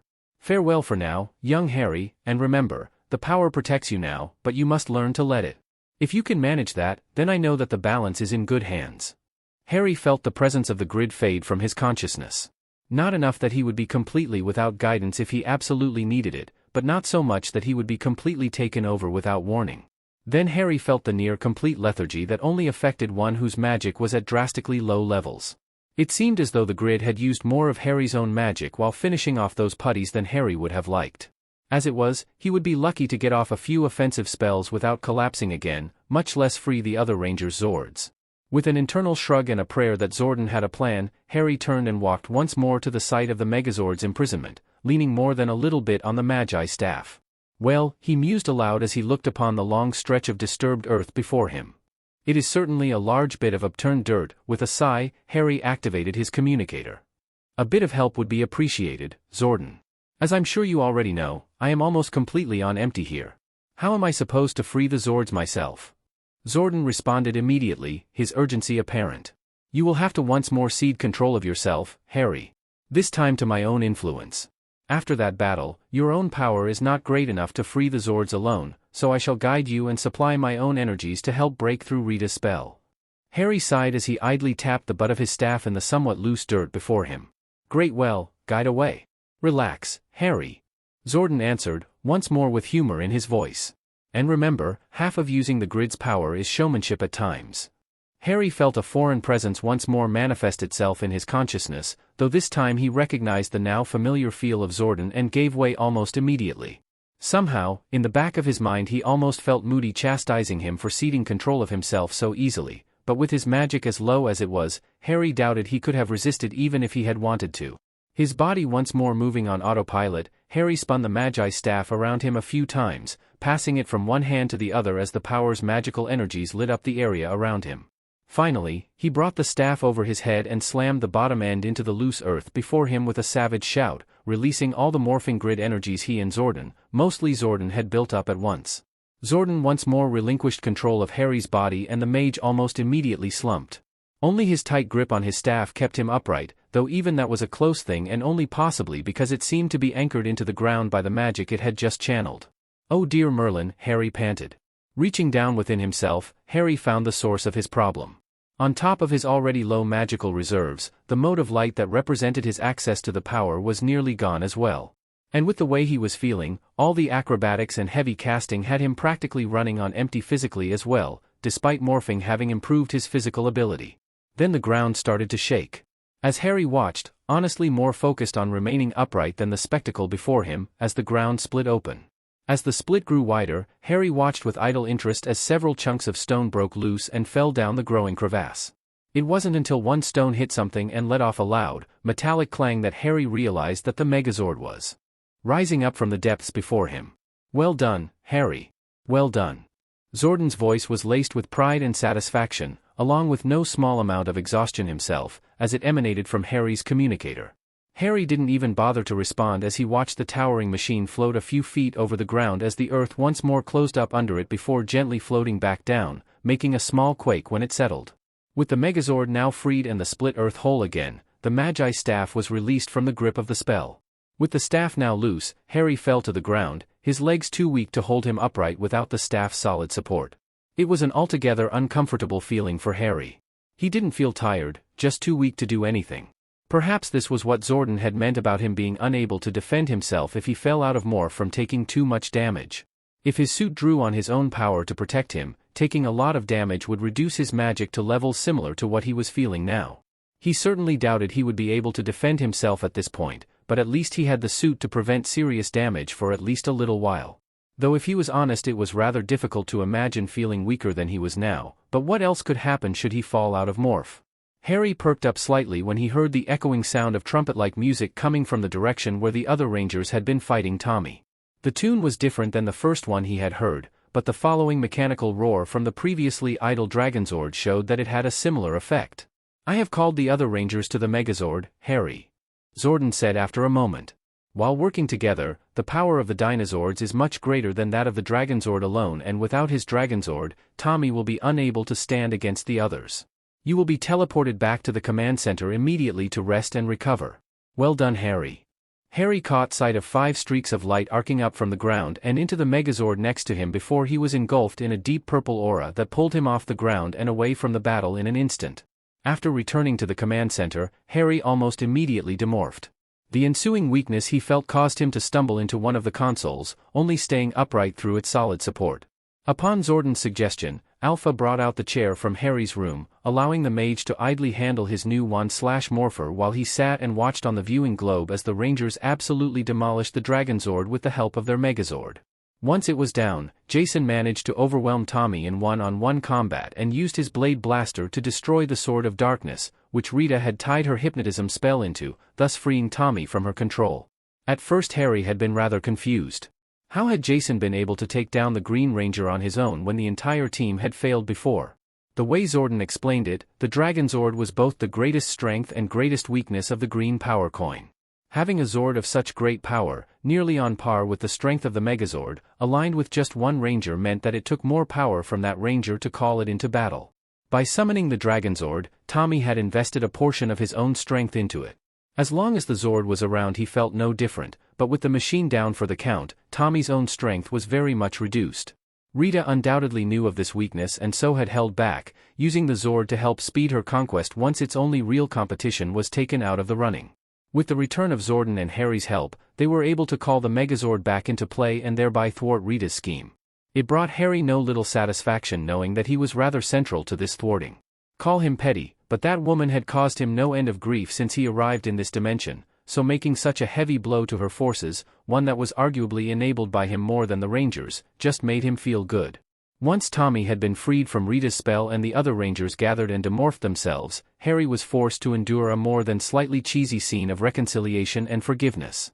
Tommy was rather horrified at what he had done while under Rita's control, but Jason and the others were more than up for the challenge of getting him over it, for the time being at least. Tommy's ready acceptance of Jason's offer to join them hit a chord within Harry, and he was more than a little convinced that the Green Ranger agreed more in an effort to help forgive himself for his evil deeds than any longing for friendship or camaraderie with the others. Not that the friendship wouldn't come anyway. If there was anything Harry could say about the Rangers it was that they were an easy group to get along with. As long as Jason wasn't being grumpy and confrontational, that is. And somehow Harry felt that that particular attitude was kept aside for him alone. He felt so special, really he did. After their brief discussion, the Rangers, including Tommy, morphed once more and Zordon contacted them, explaining to them the consequences of having the Green Power Coin aligned with their team. Harry had to admit that seeing the Dragonzord in battle mode was rather awe-inspiring. The new machine had the same general configuration as the Megazord, but with the Dragonzord as the central piece and without the pterodactyl's chest plate. Perhaps the fact that it fought with a large staff/spear helped make him like it a bit more too. Shortly afterwards, the Rangers dismissed their Zords and the viewing globe faded as they teleported away from the battle site.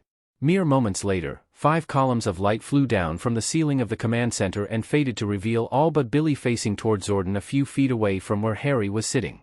"Whoa," Tommy said, his eyes wide as he glanced at the other Rangers. That was a rush. The wide smile on Jason's face looked more than a bit odd to Harry as he caught it in profile when the Red Ranger turned to face Tommy. "Yeah, you get used to it after a while though. And it's much easier to take than Harry's form to teleportation," Trini commented with a soft giggle. "Hey now."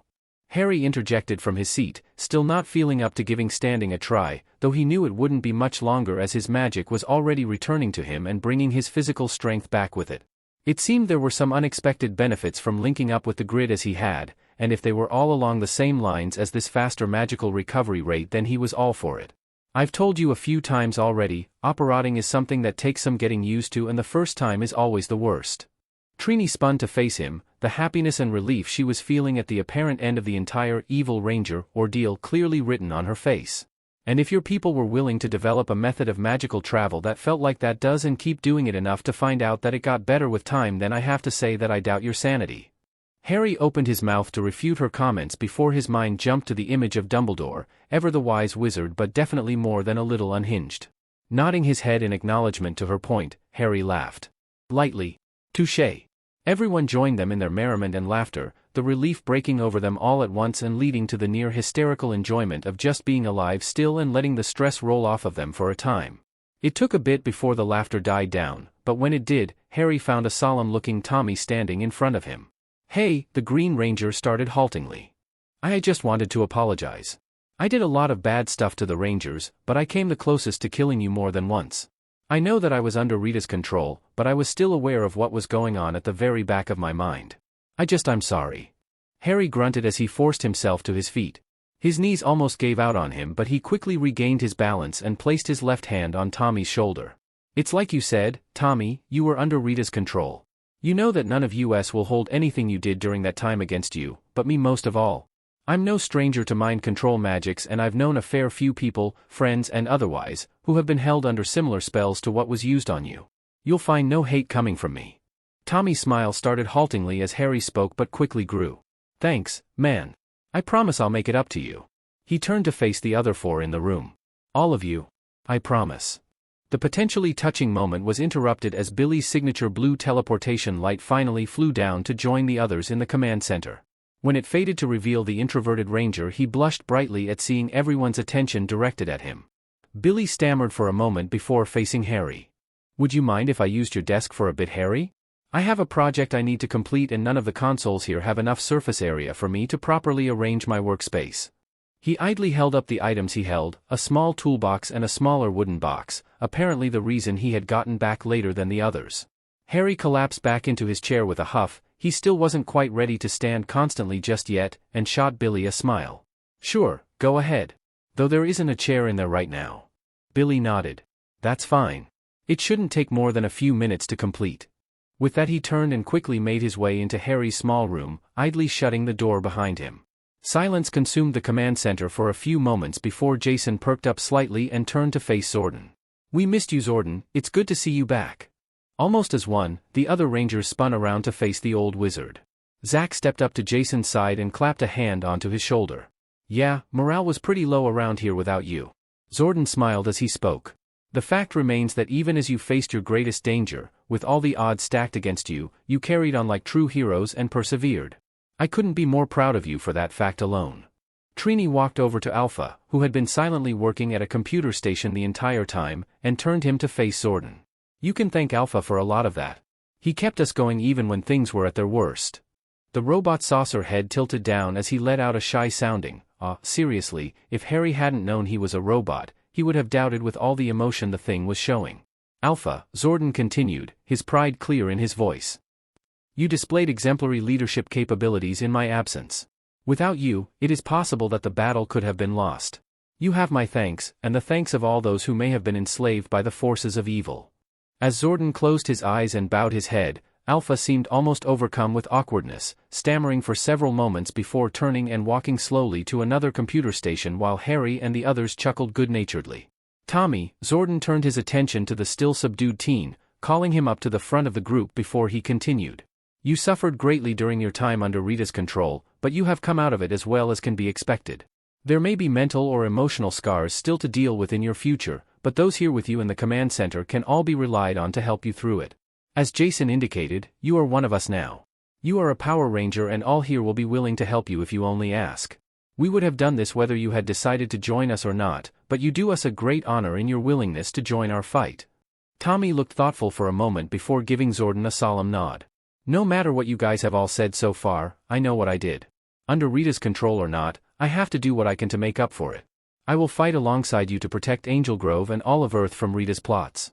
It's the least I can do after everything I put you all through. But more than that, I have this power and it wouldn't be right to not use it to help.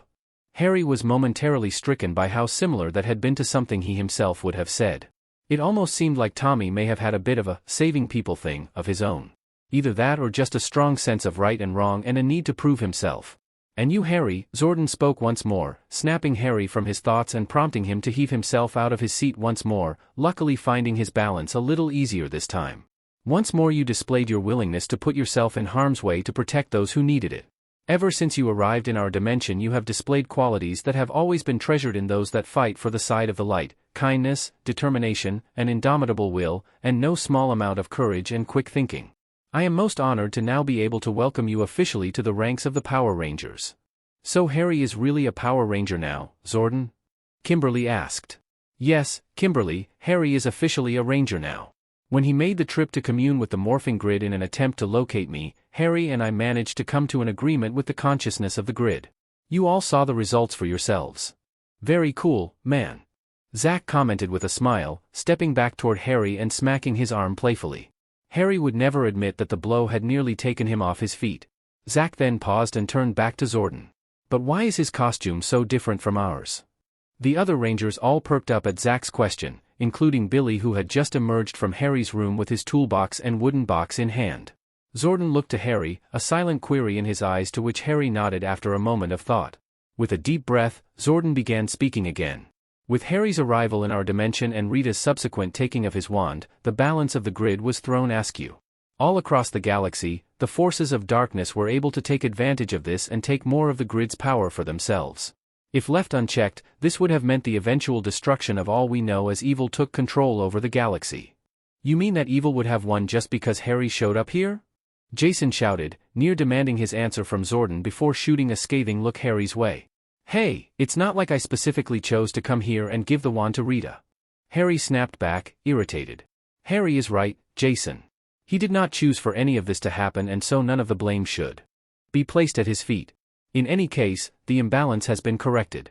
During the bargaining with the morphing grid, Harry agreed to give up half of his magical abilities and the artifacts of magic he brought with him to our dimension in exchange for the power you saw him using today. Because this power represents a new facet of the morphing grid and is based primarily on Harry's own brand of magic, the design of his costume is different from your own, which was primarily influenced by myself. Trini still looked confused. So Harry becoming a ranger fixed things? Just like that?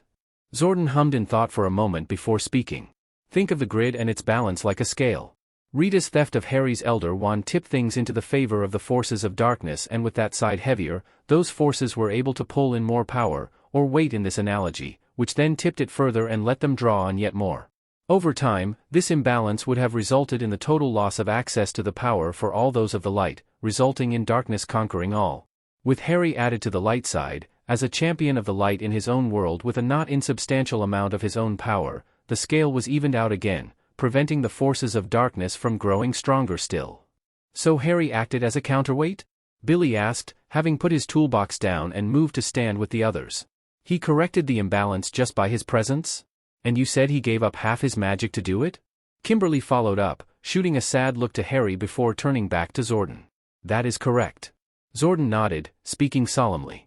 He has made a great sacrifice in order to ensure victory for us in this battle, as well as for all forces of good across the galaxy. The other rangers all turned to face Harry at this, various looks of sympathy and thanks on their faces. Even Jason had a grudging look of respect and gave him a brief, almost reluctant nod when he met his eyes. Ah, Harry stammered. Well, it's not like I could have just let things keep going as they were, or I had to do what I could to help, and my magic alone wasn't really doing much good. He looked down as his face lit up with a blush. Even after so long, he still wasn't good at dealing with admiration and gratitude like this. Especially when he knew there was no way he could refute it. He felt a hand gently rest on his shoulder and snapped his head up, revealing Trini as the perpetrator and standing right in front of him. The Yellow Ranger gave him a soft smile before nodding to him. Thank you. You gave up a lot for us and we all appreciate it. Harry froze, struck by the look of sincerity and gratitude in her eyes and voice. After a moment, he cleared his throat lightly and nodded back. You're welcome. Trini smiled at him once more before turning back to the others. Harry saw Kimberly and Zach exchange wide smiles before schooling their faces when they noticed Harry watching. Jason broke the mood with his gruff comment. So what does this mean for you outside of morphing? Can you still use your magic like before, or what? Harry raised an eyebrow before idly lifting his golden wand in his right hand and waving it back and forth briefly. I could see if I can still turn you into a pigeon if you'd like. That should answer the question, right? Jason blanched and took a half step back. No, that won't be necessary. Harry smiled slightly as the other rangers chuckled. Even Tommy laughed a bit, though he seemed more confused by the interaction than anything else. Finally, Harry answered the initial question. I can still use my magic as before, just not quite as much. I don't mean to brag, but I was one of the most powerful magic users in my age group, if not all of magical Britain back home. Now I'm probably closer to being an average level magic user. It'll probably take some getting used to, but I should be all right. Silence once more surrounded the group, save for the idle beeping and humming of the machinery around them, until Zach broke the silence.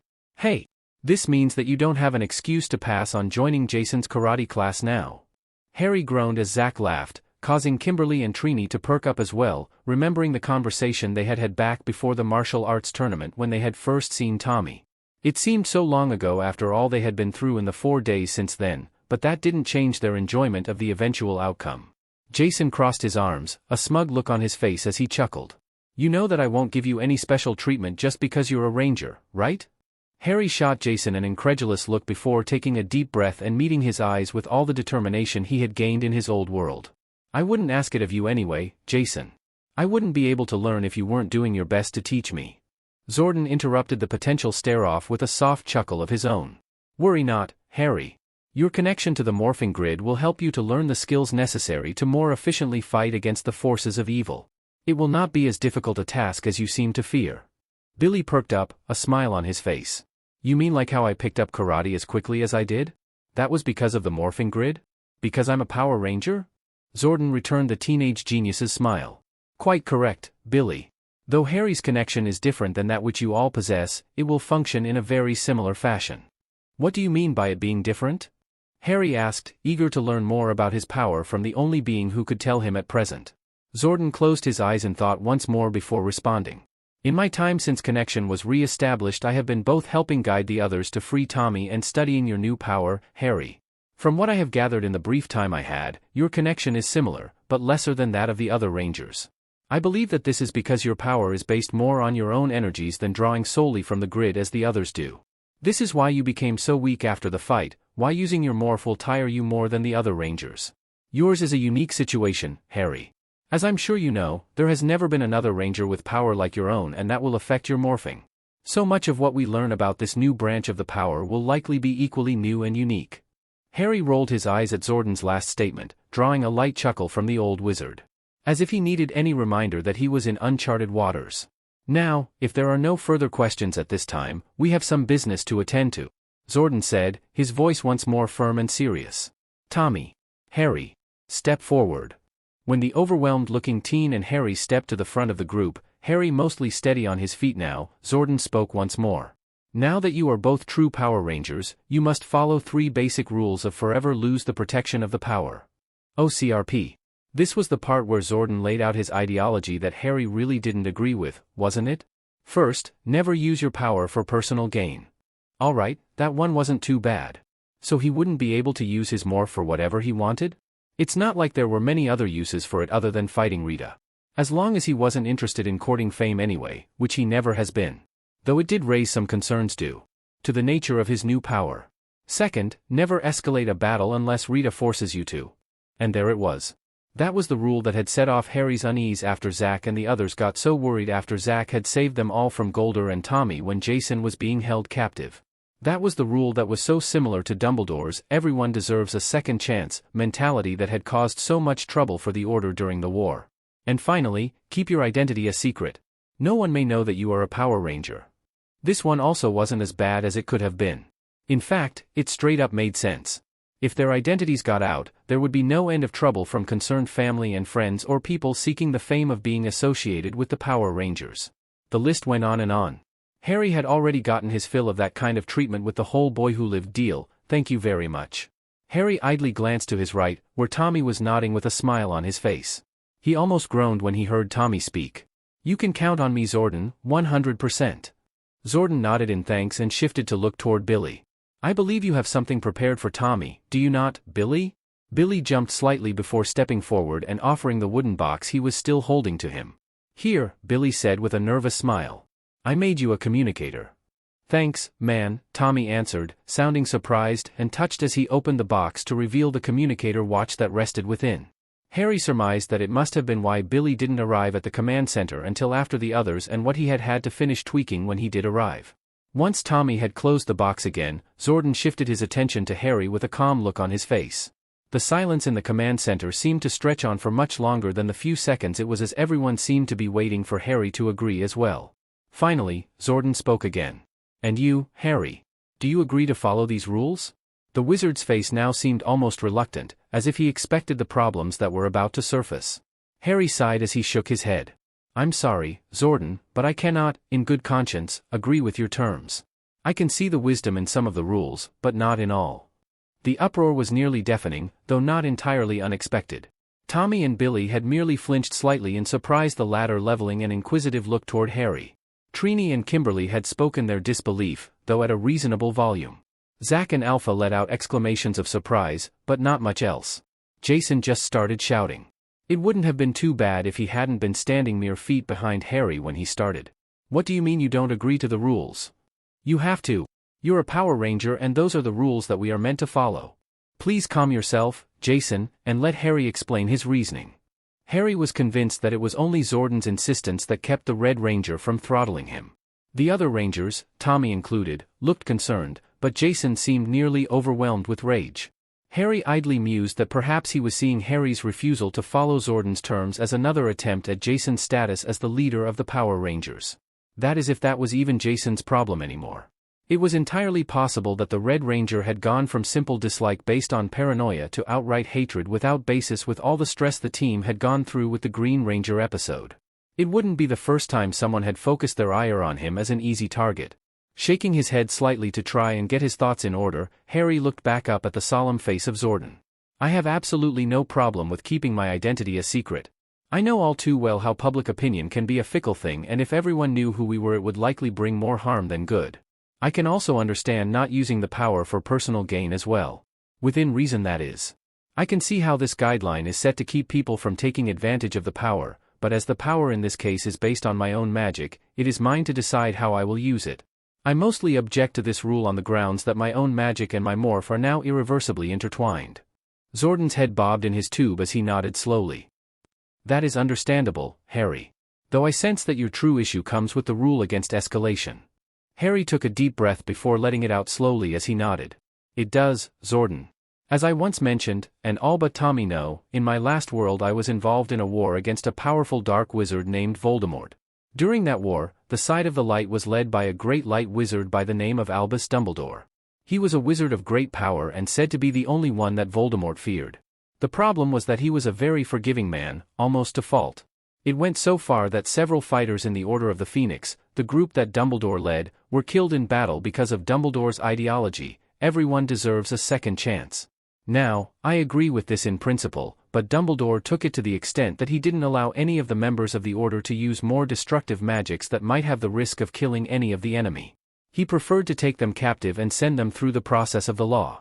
The war was not going well until another member of the Order convinced Dumbledore to allow members to use more harmful spells if they felt it necessary. It was a turning point for the light as several of Voldemort's most powerful and sadistic followers were killed in the next few battles, but the damage had already been done and we were reduced to guerrilla tactics as we lacked the numbers to fight openly anymore by the time my friends and I joined the fight.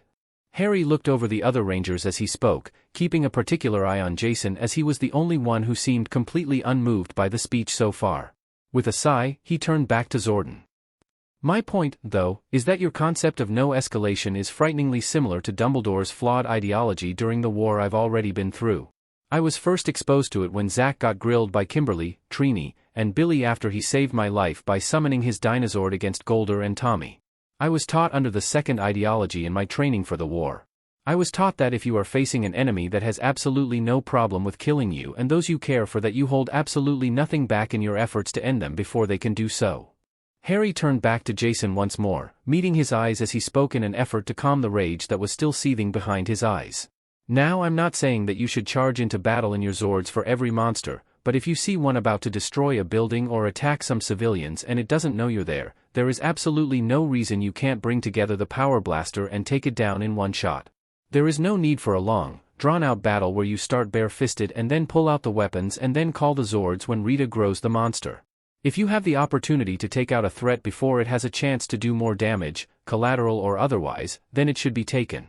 You all consider yourselves to be protectors of Angel Grove and the world, and you have done an excellent job of it thus far, but if one has an opportunity to avoid a great deal of trouble through a little of their own escalation of force, then it would be almost negligent to not do so.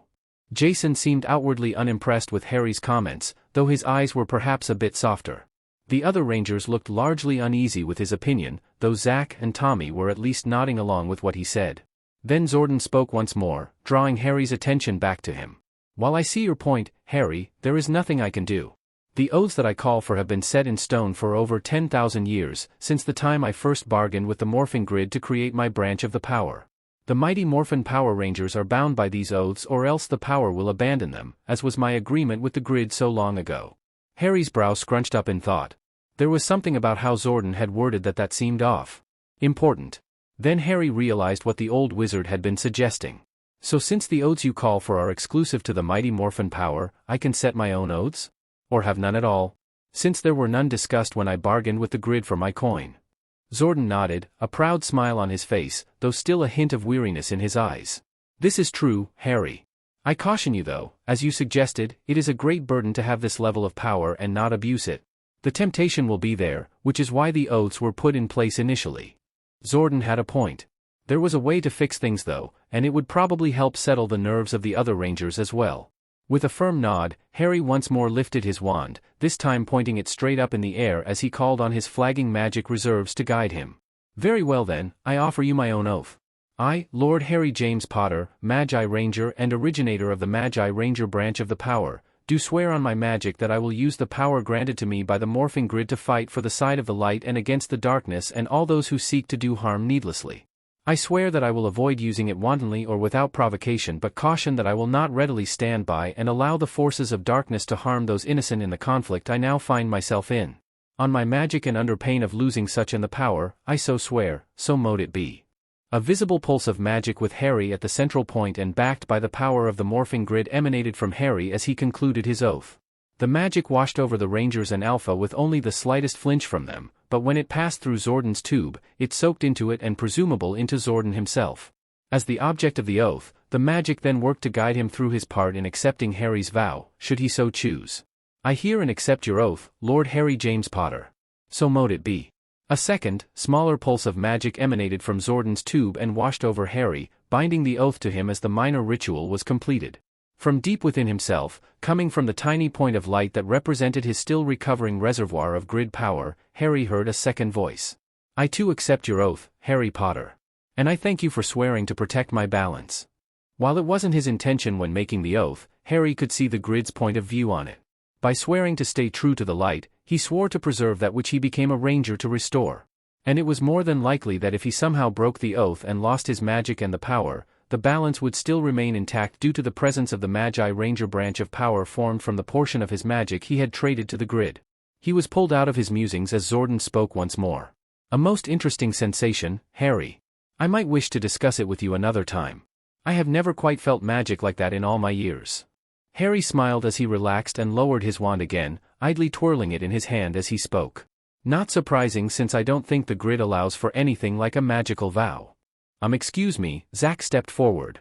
No offense here, Harry, but could you explain how a few fancy words and a light show mean that you not liking the oaths is all right now? Harry turned to face Zack fully, and thus the other rangers who were all looking as confused and concerned before. It seemed as though they realized, as Zordon had probably feared, that having someone with the power of a ranger without the checks of Zordon's oaths could be a real problem. It was definitely close to the surface of their thoughts with Tommy only having just been dealt with. What I just did, Zack, was more than just fancy words and a light show. I gave a magical oath. If I willingly break the terms of the oath, then I pay the consequences, which were laid out in the oath. Zack looked confused still, but Billy spoke slowly. So if you break the oath then you lose your magic? Harry nodded. And thus, I lose access to my morph since, as I mentioned earlier, my magic and morph are now tied rather closely together. So what exactly does that mean? Kimberly asked. It means, Rangers, Zordon said, happiness in his voice once more. That Harry has made his own version of the oaths I asked of you all. His ideals differ from my own, but not in enough of a way to cause any true strife between us. He is sworn to aid the side of goodness and light against the forces of evil, and that is enough for me. The other Rangers seemed satisfied with Zordon's announcement, though Jason had once more crossed his arms and was watching Harry somewhat warily. Zack, however, was now smiling widely. Great, man. Good to know that you're on our side on pain of losing what would make you a problem on the other side. He paused for a moment and scrunched his brow before shaking his head. That didn't come out well, but you know what I mean. At Harry's laughing nod, Zack continued.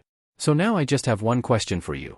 When the Black Ranger trailed off with a teasing smile, Harry prompted him. And that is? Lord Harry James Potter? Do I need to bow before you, my lord? Zack made a comically low, sweeping bow before falling into uncontrollable laughter and pulling himself upright once again, sparking a few of the others into chuckles. Harry just rolled his eyes. Technically, I am a lord of an ancient and noble pure-blooded house of the magical realm. However, as that was in a different dimension, it almost definitely doesn't mean much here. The only reason I even said it is because my magic guided me through the proper forms for the oath, much as it guided Zordon to accept it as the recipient of the oath. Those forms require my full name and title. Kimberly perked up, her laughter stopping immediately. Wait, so you mean you're actually nobility? Harry sighed, idly rubbing the bridge of his nose to try and fight off the headache he could feel building. As I said, technically, yes, but it doesn't really apply in this dimension. Kimberly didn't seem to be listening as she merely smiled widely before idly bumping Trini with her shoulder. The Yellow Ranger shot her friend a glare before blushing lightly and looking away. Harry just rolled his eyes again. Tommy took that moment to speak his own piece. So I know I'm the new guy here, but I don't think I'm the only one who is more than a little confused. Harry, you mentioned a war. And that you're from another dimension. I just don't really get it. Zach perked up again. You know, Tommy has a point, Harry. Since we first met here you haven't really talked much about yourself. Kimberly smiled brightly as she stepped up next to Zach. Yeah, and since we're all Power Rangers now, do you think you could tell us a bit more about yourself? Harry glanced around at the others. Billy just gave him a shrug while Jason's look stayed as stoic as before. Trini looked outwardly neutral, but interest and excitement danced in her eyes. Then Zordon added his argument. I admit to a bit of curiosity myself, Harry. Would you do us the honor of telling us how you came to be here? We have heard small details from time to time, but the entire picture is still shadowed. It may give us the insight needed to understand your point of view if nothing else. Harry thought for a second. It was true that he hadn't told them too much of his story. So far the only times he had spoken of his past were when he had first met them when tensions were high and there was no way he would have given them any detail, a few bits when the others had been nearly ready to give up on the fight after the megazord was trapped, and a bit more with his argument against the escalation oath. After fighting together against Rita's forces, couldn't it be argued that he should trust them enough to at least give them some kind of an idea as to where he was from? Was the near month since he had joined them in their dimension a long enough time for him to have that kind of trust in them? Come on Harry, Zach prompted eagerly. Just who is Lord Harry James Potter? Harry let his gaze drift across the others once more. From the stoic indifference of Jason to the eagerness of Zach and Kimberly and on past Tommy and Billy's calm interest. From Zordon's clear amusement and curiosity to Alpha's completely unreadable metallic saucer head. It was Trini's now obvious look of eager interest from the back of the group that pushed him over the edge though. It wasn't the easiest story for him to tell, some parts being harder than others, but it was time he trusted the Rangers with more of his past. After what they had been through and the drama he had just raised, he really did owe them at least that much. With a sigh, Harry moved back over to his chair by the viewing glove and once more sat to face the others, studying his wand for a moment before looking back up. All right, you want to know about me? Then you may want to sit down, because this could take a while. Harry sat in silence for a few minutes, gathering his thoughts while the others settled themselves in for a long story. Trini and Kimberly ended up sitting closest to him, settling side by side on the steps that lead out of the circle of consoles and toward the viewing globe. Zach just sprawled on the floor a short distance behind them while Billy perched himself on the flat top of one of the computer consoles. Jason leaned up against another computer, his arms still crossed and his stern look directed at Harry. Tommy, after hesitating for a moment, sat down near Zach before calmly waiting for Harry to start. Alpha and Zordon merely remained as they were, though Harry supposed being a robot and a floating head made getting comfortable a non-issue. Finally, Harry took a deep breath and started his tale. I suppose the best place to start is at the very beginning. In my world, some 50 or so years before I was born, there was a boy named Tom Marvolo Riddle. This boy was an orphan with a less than perfect childhood and a tendency toward acts of cruelty who was later told he was a wizard and taken to Hogwarts School of Witchcraft and Wizardry. Aren't witchcraft and wizardry the same thing? Kimberly asked, confusion on her face. Harry raised an eyebrow. Probably, but it's been the name of the school for countless generations, ever since it was founded. The school itself was pretty much one of the most revered facilities and organizations in all of magical Britain. As such, nobody thought anything weird about the name, or if they did they didn't voice it. Hogwarts was just Hogwarts. Harry paused to let out a rueful chuckle. The wizarding world is weird. There will be several things that don't make much sense from a practicality standpoint. You eventually learn to ignore it. Seeing Kimberly was satisfied, if not entirely convinced of his point, Harry continued. Tom went through his 7 years at Hogwarts, graduated as head boy, that is to say he was one of the top students in his year and was given a position of authority as a result, and then vanished. Some years later he returned to the public eye calling himself Lord Voldemort and led a campaign of terror that nearly brought the entire wizarding world to its knees. Harry met the eyes of his fellow Rangers, and how odd was it to call them that, seeing that he had caught their attention, he took another breath. This was the First BLD War. Voldemort and his followers, the Death Eaters, fought for their idea of pure BLD idealism. In their worldview, if you weren't a pure-blooded wizard, meaning you had all magical ancestors going back a certain number of generations, then you were inferior in every way. It was worse still if you were a magical born to non-magical parents. We called them muggleborns. Those with non-magical parentage were treated as less than trash and were typically killed on the spot, along with their families for daring to have anything to do with magic. DMN, Zack breathed, his eyes wide in horror. That's terrible. The others nodded or gave out grunts of confirmation before Harry managed to continue. This all continued until October 31st, 1981. On that night, Voldemort went to the town of Godric's Hollow and to the home of Lily and James Potter, my parents. On that night, Voldemort broke through the magical protections on our home, protections that were supposed to be impregnable, killed both of my parents in cold BLD and tried to do the same to me. Needless to say, he failed. Kimberly and Trini both had tears in their eyes and Zax looked suspiciously close as Harry spoke. How old were you? Trini asked, choking up slightly as she did. Harry gave her a weak smile. I had turned 3 months before. Everyone froze for a moment. Harry wasn't surprised that it was Billy who did the math and put everything together first.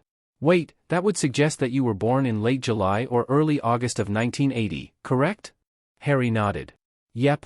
July 31st, 1980 at St. Mungo's Hospital for Magical Maladies and Injuries in London. Zack nearly jumped to his feet as he near-shouted in astonishment. But it's only 1993 now. Are you saying that you're only 13 years old? Jason stood straight up, looking at Harry with eyes that were equally horrified and confused. Harry just laughed. Guys, cool it. I'm 19. When I traveled to this dimension I also traveled back in time.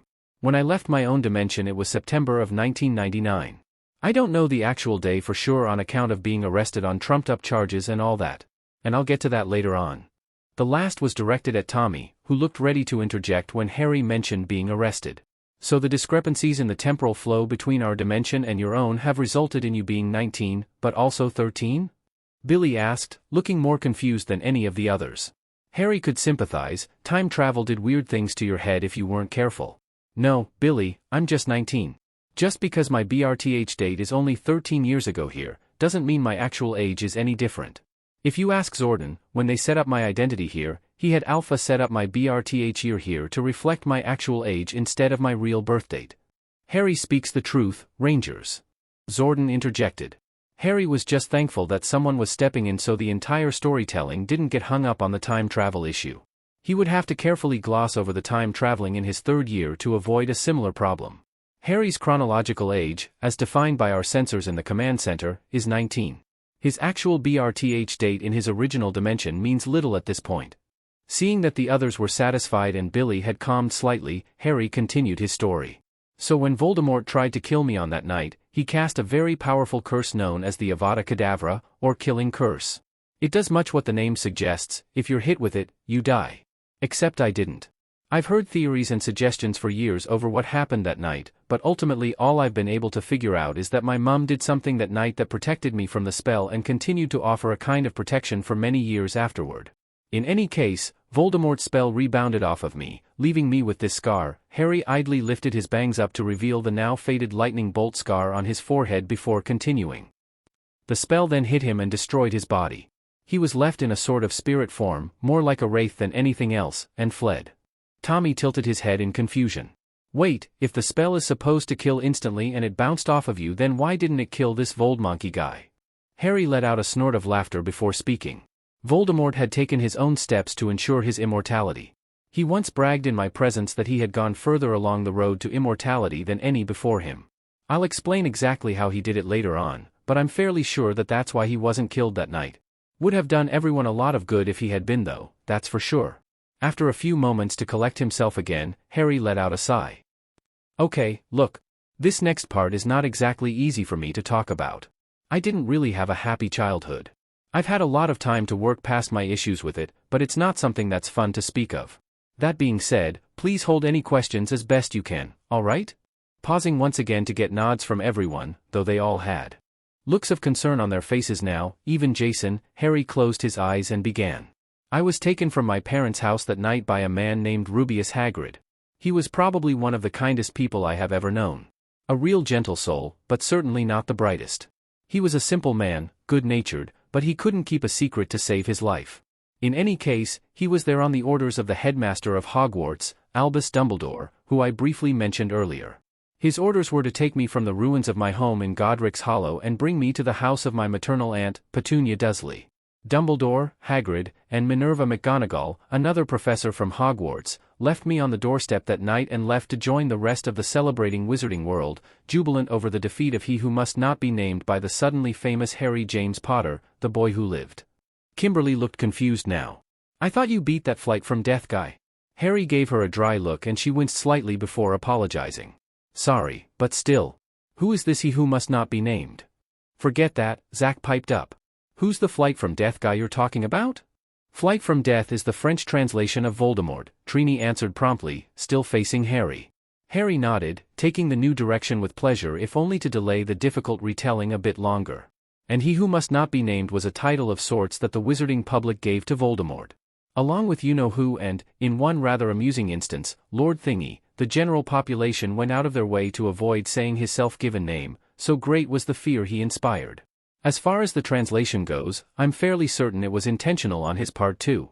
I didn't know what his name meant until now, but I was once told that he anagrammed his given name, Tom Marvolo Riddle, into I am Lord Voldemort. It was a name he had started using even before leaving Hogwarts amongst those closest to him who later became among the first of his Death Eater followers. If he chose such a name for himself, it would stand to reason that death was a great source of fear for him. Billy said, one hand resting on his chin as he did so. Harry nodded again. With the lengths he took to try and ensure his avoiding death, and based on what I've been told about him, you're probably right, Billy. There are some dark depths that wizards can sink to in their studies of magic, and Tom went deeper than many others would have even dreamt of in his pursuit of immortality. There was silence in the command center as everyone digested these ominous words. The Rangers looked somewhat unsettled by what little of his story Harry had already told, but then hearing that someone they knew had been orphaned at such a young age and had a thus far ambiguously terrible childhood would throw anyone off. Finally, after a few minutes and seeing no other option, Harry continued his story once more. Living with the Dursleys was a less than ideal situation to say the least. They made it very clear from as far back as I can remember that I was neither wanted nor needed in their household. I was treated as little better than a servant or SLV in my time there, always being given all the chores that needed to be done and being punished for the slightest wrong, no matter how much of a perceived wrong it was. Temporarily lost in his memories, Harry trailed off for a moment, leaving Jason an opening to speak, his brow furrowing as he did so. So you had a bunch of chores and a strict upbringing? I really don't see how that can be considered a rough childhood, maybe not super happy, but not necessarily hard. Harry shot Jason a hard look, meeting his eyes steadily as he spoke.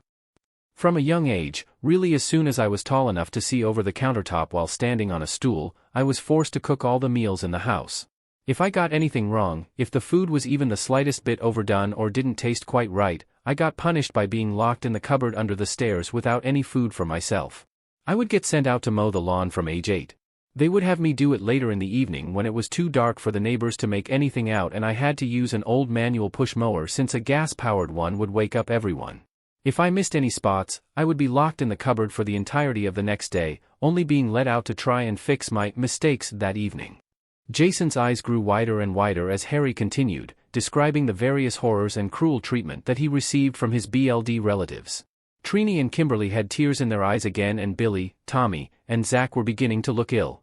Zordon and Alpha remained impassive as ever, though a hint of concern could be seen in Zordon's eyes if one knew where to look. Finally, Trini cleared her throat lightly and spoke with more than a bit of hesitation. They didn't hit you, did they?" Harry smiled self-depreciatingly. "Only once. Uncle Vernon got carried away one morning and cuffed me upside the head when I didn't cook enough for breakfast before sending my cousin and me off to school.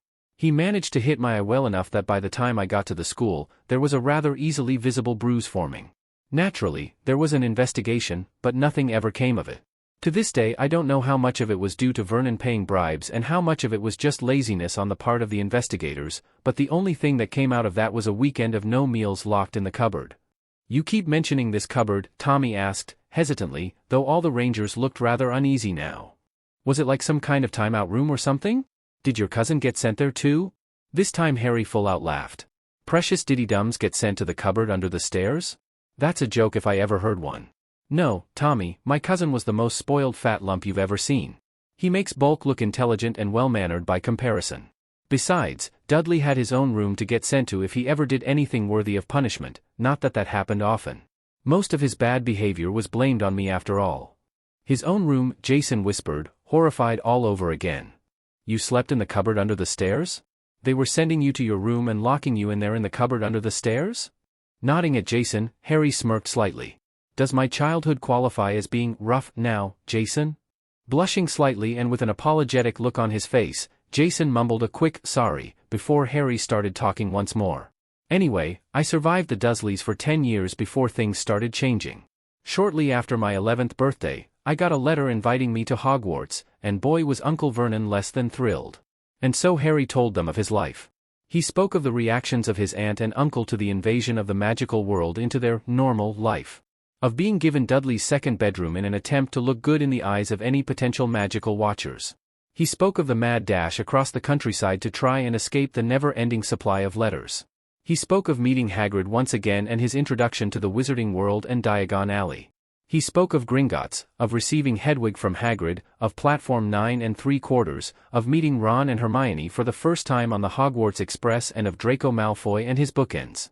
He told the Rangers and Zordon of his first sight of Hogwarts and his sorting and on through his first year, glossing over details of his daily life and just hitting on the clues they found that lead Harry to confronting Voldemort once again from the back of his defense professor's head. So wait, Zach interrupted his telling of the events in the third-floor corridor. This guy had a head growing out of the back of his head? Harry nodded. Essentially, Professor Quirrell was being possessed by the spirit of Voldemort in an attempt to steal the Sorcerer's Stone that was hidden in the school. He wanted the stone so he could try and make himself a new body and return to attempting to conquer magical Britain. So what happened to him? Billy asked. Harry smirked grimly. I grabbed his face and he disintegrated.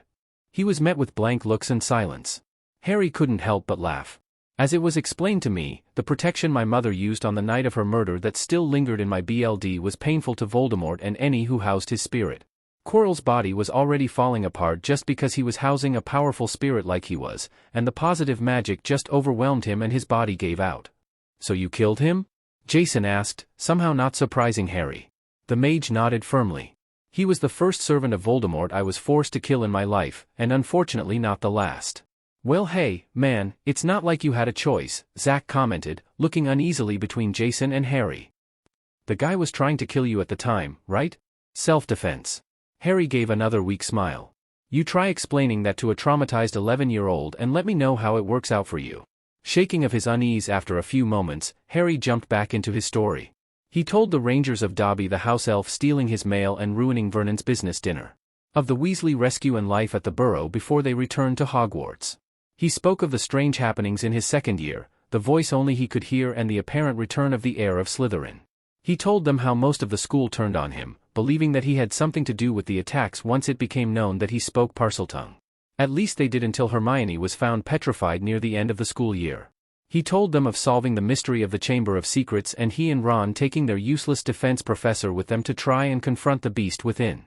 And you got bitten by this huge butt snake? Zach once more interjected, his eyes only growing wider when Harry nodded and pulled up his sleeve to show the circular scar on his upper arm. Yep, killed it though. Harry smiled, though it faltered when Trini and Kimberly both glared at him. Apparently they didn't find his, admittedly weak, joke very funny. So this time, it wasn't really the same Voldemort, was it? Trini asked thoughtfully a moment later. You said it was a memory preserved in a diary? Harry nodded and decided to once more get into some of the darker details. Yeah. The diary was what is known as a Horcrux. It is a dark artifact wherein a dark wizard or witch seals a portion of their soul through means of a ritual that requires an act of absolute evil to perform. In Voldemort's case, he murdered someone in cold BLD, thereby damaging his soul enough that a portion could be torn off to store in the Horcrux. He made the diary before he even left Hogwarts, though I didn't learn any of this for a few more years. To think that such evil exists even in other dimensions is truly a saddening thing. Zordon spoke calmly, his face reflecting his sorrow. You are very brave for having faced such an evil, Harry. Thanks, Zordon, but that was hardly the end of it. We learned later, much later at that he actually made 7 of the things, even if one was rather unintentional. Harry shook his head briefly. But I'm getting ahead of myself, and the most interesting stuff is yet to come. Harry soldiered on through the events of the summer of 1993. He spoke of his Aunt Marge and her bulldogs and of blowing her up. He then quickly corrected himself by saying he inflated her when Jason looked ready to bust a vein at his casual mention of apparently killing an innocent, if Marge could ever be considered as such. He told them of his pleasant summer spent in Diagon Alley and of learning about Sirius Black. He told them of the Dementors and idly reflected on the sense of tension and anticipation he had felt at this same time in his home dimension, wondering at this escaped convict that was once a friend of his parents and whether or not he would show up at Hogwarts. Moving on, Harry told the Rangers of Black's break-in on Halloween, sparking a comment from Kimberly that he didn't seem to have a good history with the holiday. He told them of the events around Buckbeak's trial and Hermione's mysterious vanishing and reappearing acts throughout the year. And then he told them of the confrontation with the man allegedly responsible for his parents' murder. So Hermione and I busted into the upstairs bedroom in the Shrieking Shack to find Ron on the bed holding his broken leg and screaming about someone being an animagus. "What's an animagus?" Billy asked immediately, as he had frequently when Harry used some new terminology. Harry smiled at him slightly, unfortunately used to being interrupted for clarification at this point. An animagus is a witch or wizard who has gained the ability to take on the form and traits of an animal that represents their innermost self. Sirius Black was one. Professor McGonagall was one. My father was even one. Prodigious. Billy sounded odd as he stared. "Can you do it?" Harry blushed lightly. No, I can't. I looked into the process once during the war, but it took more time than I had to spare just then. And it's not really a safe thing to try without someone to help reverse any accidents." "Like what kind of accidents?" Zach asked, his head tilted to the side. Harry snorted. "Like if I was a bird animagus I could end up turning my arms into wings. I wouldn't be able to use my wand to turn myself back, so I would need another trained magical to reverse the transfiguration." Zach's eyes widened when he realized the problem. "Yeah, I doubt Rita would be willing to help you out there." Harry rolled his eyes. "Likely not. Anyway, Hermione figured out that Black had to be the big dog that took Ron earlier and we spun around just as he slammed the door behind us. I don't remember all the specifics of the conversation, but basically Sirius was ranting and raving about actually committing the crime he had been imprisoned for. We couldn't figure out what he was talking about before Professor Lupin burst into the room, saw Hermione and I with our wands trained on the escaped convict, and then disarmed us immediately." The Rangers went wide-eyed as Harry continued his story. "Yeah, we were rather surprised too, though no less than when Professor Snape showed up from under my invisibility cloak a bit later and tried to take us all back to the school as his prisoners. That man had some problems, let me tell you. Anyway, as it turns out, Sirius was my godfather, and he had only broken out of Azkaban prison after seeing a picture in the Daily Prophet newspaper by accident. The picture showed the Weasley family from when they won a cash award the previous summer. In the picture was Ron's pet rat, Scabbers. EW. He had a pet rat? Kimberly nearly shrieked. "Don't they, like, pee on everything?" Harry winced. "They do, but this one wasn't exactly an ordinary rat. That hardly makes it better, man," Tommy said with an uneasy chuckle. "A rat is a rat." "Oh, just wait," Harry said. "It gets even more convoluted." So Sirius recognized Scabbers because he had grown up at Hogwarts seeing that rat nearly every day. He was convinced that it was his old friend, the believed to be deceased Peter Pettigrew that Sirius had been sent to prison without trial for killing. Just as Sirius was an animagus that turned into a big black dog, Pettigrew was a rat animagus. So that rat was really this Peter Pettigrew guy? Jason asked, relaxing slightly when Harry nodded. Why was Black after him? Taking a fortifying breath, Harry soldiered on. You recall that I mentioned that my parents went into hiding under some rather powerful spells, yes? Well, the strongest of those spells, the one that was supposed to be unbeatable, is called the Fidelius Charm. This spell takes the knowledge of a location and hides it in the soul of another, a secret keeper. As long as the secret keeper doesn't speak the key phrase to reveal the location, an outside viewer could look right at it without ever even knowing it was there. The only true caveat to the spell, or so we believed, was that the secret keeper could not stay at the location full-time themselves at the risk of destabilizing the spell, defeating the purpose of it in the first place. Otherwise, one of my parents could have been the secret keeper and all of the trouble that followed could have been avoided.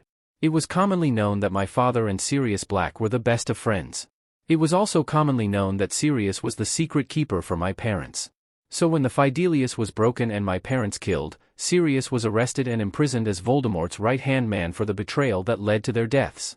The issue there was that Sirius was not and had never been a Death Eater, nor was he the secret keeper in truth.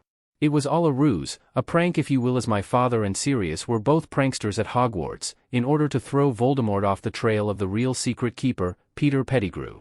So the only way that Voldemort could have found your parents is if Pettigrew gave them up? Zach's voice had lost most all of its usual joviality. Harry nodded solemnly. That's what Sirius had assumed. He hadn't seen trace of Peter since well before the night my parents were murdered. He was actually arrested coming out of Peter's safe house, and the arresting Aurors, the magical police if you will, couldn't find any sign of him in there. It was determined that Sirius must have killed him and vanished the body. That was another charge tacked onto Sirius's docket and the crime he had spoken of committing when we first confronted him. So Ron handed his rat, which had been struggling mightily the entire time I might add, over to Professor Lupin. The professor had said he was just going to cast a spell to try and prove or disprove Sirius's words. Scabbers got free after a moment, but was hit with a reversal spell just before he could escape. Hermione, Ron, and I were quite surprised, let me tell you, but we were all surprised when the fat man that had just been Ron's pet rat suddenly burst into tears and started thanking Remus profusely and apologizing to Sirius and me almost at the same time. So they were ready to kill him, and he started thanking them? Kimberly asked. That doesn't quite sound right. Harry sighed. You remember when I said it gets more convoluted? Well, just wait until you hear this. Apparently Peter had been captured by Voldemort and forced under some very powerful mind control magics to lead him to my parents' home. The magic of the Fidelius prevented him from being able to force Peter to tell him the secret, but he was able to work around this by having Peter physically lead him there while Voldemort himself wore a BLNDFLD. Once they were past the ward boundaries, Voldemort removed the BLNDFLD, forced him to change into his animagus form, and cast several powerful compulsion charms on him that prevented him from changing back by himself and from doing anything overt to inform anyone of who and what he really was. Because of all this, Peter was forced to seek shelter with a known light family, the Weasleys, in the hopes that someone would be able to save him one day if they noticed anything odd. From what he said, he was hoping that sooner or later his abnormally long lifespan would help tip someone off. So he was innocent? Trini asked, her mouth opened slightly in horror at the thought. Harry gave another nod. He was used by Voldemort just as so many others had been. Sirius thought that Peter had been a willing spy, working for Voldemort all along. When he saw the picture of him with the Weasley family attached to an article that mentioned that Ron and I were friends, he assumed the worst and broke out of prison to try and save my life. Sirius was visibly confused by Peter's revelation and was completely unprepared to believe him until Peter made a magical vow on his life and magic as to the truth of his statement. If he had been lying about any of it, Peter would have dropped dead immediately as his own magic punished him for his falsehood. A vow like the one you made to Zordon? Jason interjected. Does that mean you could die if you break yours? Harry shook his head, looking slightly exasperated. As I explained earlier, Jason, if I somehow willingly break my oath to Zordon, I will only lose my magic as I only swore on my magic. Magical vows are not something to be taken lightly, and so I only swore on what I had to in order to satisfy Zordon as to my sincerity and, as Zach put it, to remove what would make me a threat if I did break it. Peter's vow was on his very life, a good deal more serious in the grand scheme of things. Harry paused a few more moments to see if anyone else had a comment before he continued. Now ideally, things would have worked out well after that. Sirius and Peter could have turned themselves in at the Department of Magical Law Enforcement and gotten everything straightened out, and I could have gone to live with my godfather. Unfortunately, Professor Lupin was a werewolf and there was a full moon that night. Wait, Zach said, looking shocked and a bit frightened. A werewolf? Like a real turn on the full moon werewolf? Yep, Harry responded, looking amused at the disbelief on the ranger's face. He was bitten as a child by a particularly ruthless were named Fenrir Greyback. Something about Lupin's father making him mad or something, I don't really remember. But anyway, Professor Lupin hadn't yet taken the potion that would have kept him from going feral when he transformed, instead having come after us to the Shrieking Shack, and so he went on a rampage that nearly caused the lot of us to get kissed by the Dementors on the grounds. I won't go into too much detail since it involves more time travel, but Hermione and I managed to ensure both that Buckbeak escaped his unfair execution and that Sirius and Peter managed to escape with him. Apparently the Minister for Magic came to the conclusion, no doubt influenced by Snape as he had taken credit for capturing the dangerous criminal Sirius Black, that Peter was an imposter and an accomplice and was therefore equally guilty of any crimes committed by Black. The man always was gullible and readily followed anyone who pointed him in the direction of the greatest increase in his public approval ratings. He arranged for Sirius and Peter to have the Dementor's kiss administered as soon as possible to avoid any more bad press. In the aftermath, Professor Lupin was forced to quit as Snape had let it slip that he was a werewolf out of bitterness. Lupin took the time to finally tell me a bit about my parents, as he had known them in school, and a bit more about the group he had formed with my father. They called themselves the Marauders: Moony, Lupin, Wormtail, Pettigrew, Padfoot, Sirius, and Prongs, my father. They were so named because of the professor's disease and the others' animagus forms. My dad was a stag and was named after what I've been told was a rather impressive set of antlers. After all that was over, it was only a few short weeks before I was back at the Dursleys once again. Harry continued on to speak of the rising trouble in the wizarding world and his own life. From his dark dreams of Voldemort regaining power aided by a shadowed figure to his entrance into the Triwizard Tournament. He explained about the first task and his game of aerial tag with a dragon and the Yule Ball, glossing over his trouble with finding a date as best he could, though Zack took a particular pleasure in grilling him over it. He told them of the second task under the Black Lake and the third task in the maze that lead to a graveyard in Little Hangleton where his fellow Triwizard competitor, Cedric Diggory, had been killed and Voldemort was resurrected with the help of Barty Crouch Jr. and Lucius Malfoy. There had been some rather amusing looks when he detailed the ritual used to revive the Dark Lord, particularly when he reached the part where Barty cut off his own hand. Harry's fifth year was largely uneventful after some initial trouble with Dementors and underage magic trials. With Voldemort keeping himself under the radar after his resurrection, everyone was convinced that Harry was delusional and he was getting flack for it. At the same time, the Ministry had appointed a senior Auror to teach the defense class in an ill-fated attempt at controlling the situation at the school better. The problem there was that Kingsley Shacklebolt was both firmly on Dumbledore's side and one of the best defense teachers that Hogwarts had ever hosted. Much of what Harry learned in that class would go on to serve him well both during his future training and when he fully joined the war against Voldemort. The end of the year, however, brought yet more heartache to Harry's life. So alright folks, that's all for today. Stay tuned for part 6. Do subscribe, like and share for more such videos. Also check out the story and 10-star 12 on FANFICTION.net. Press the bell icon to be notified first on release. See you in the next video. Till then, goodbye.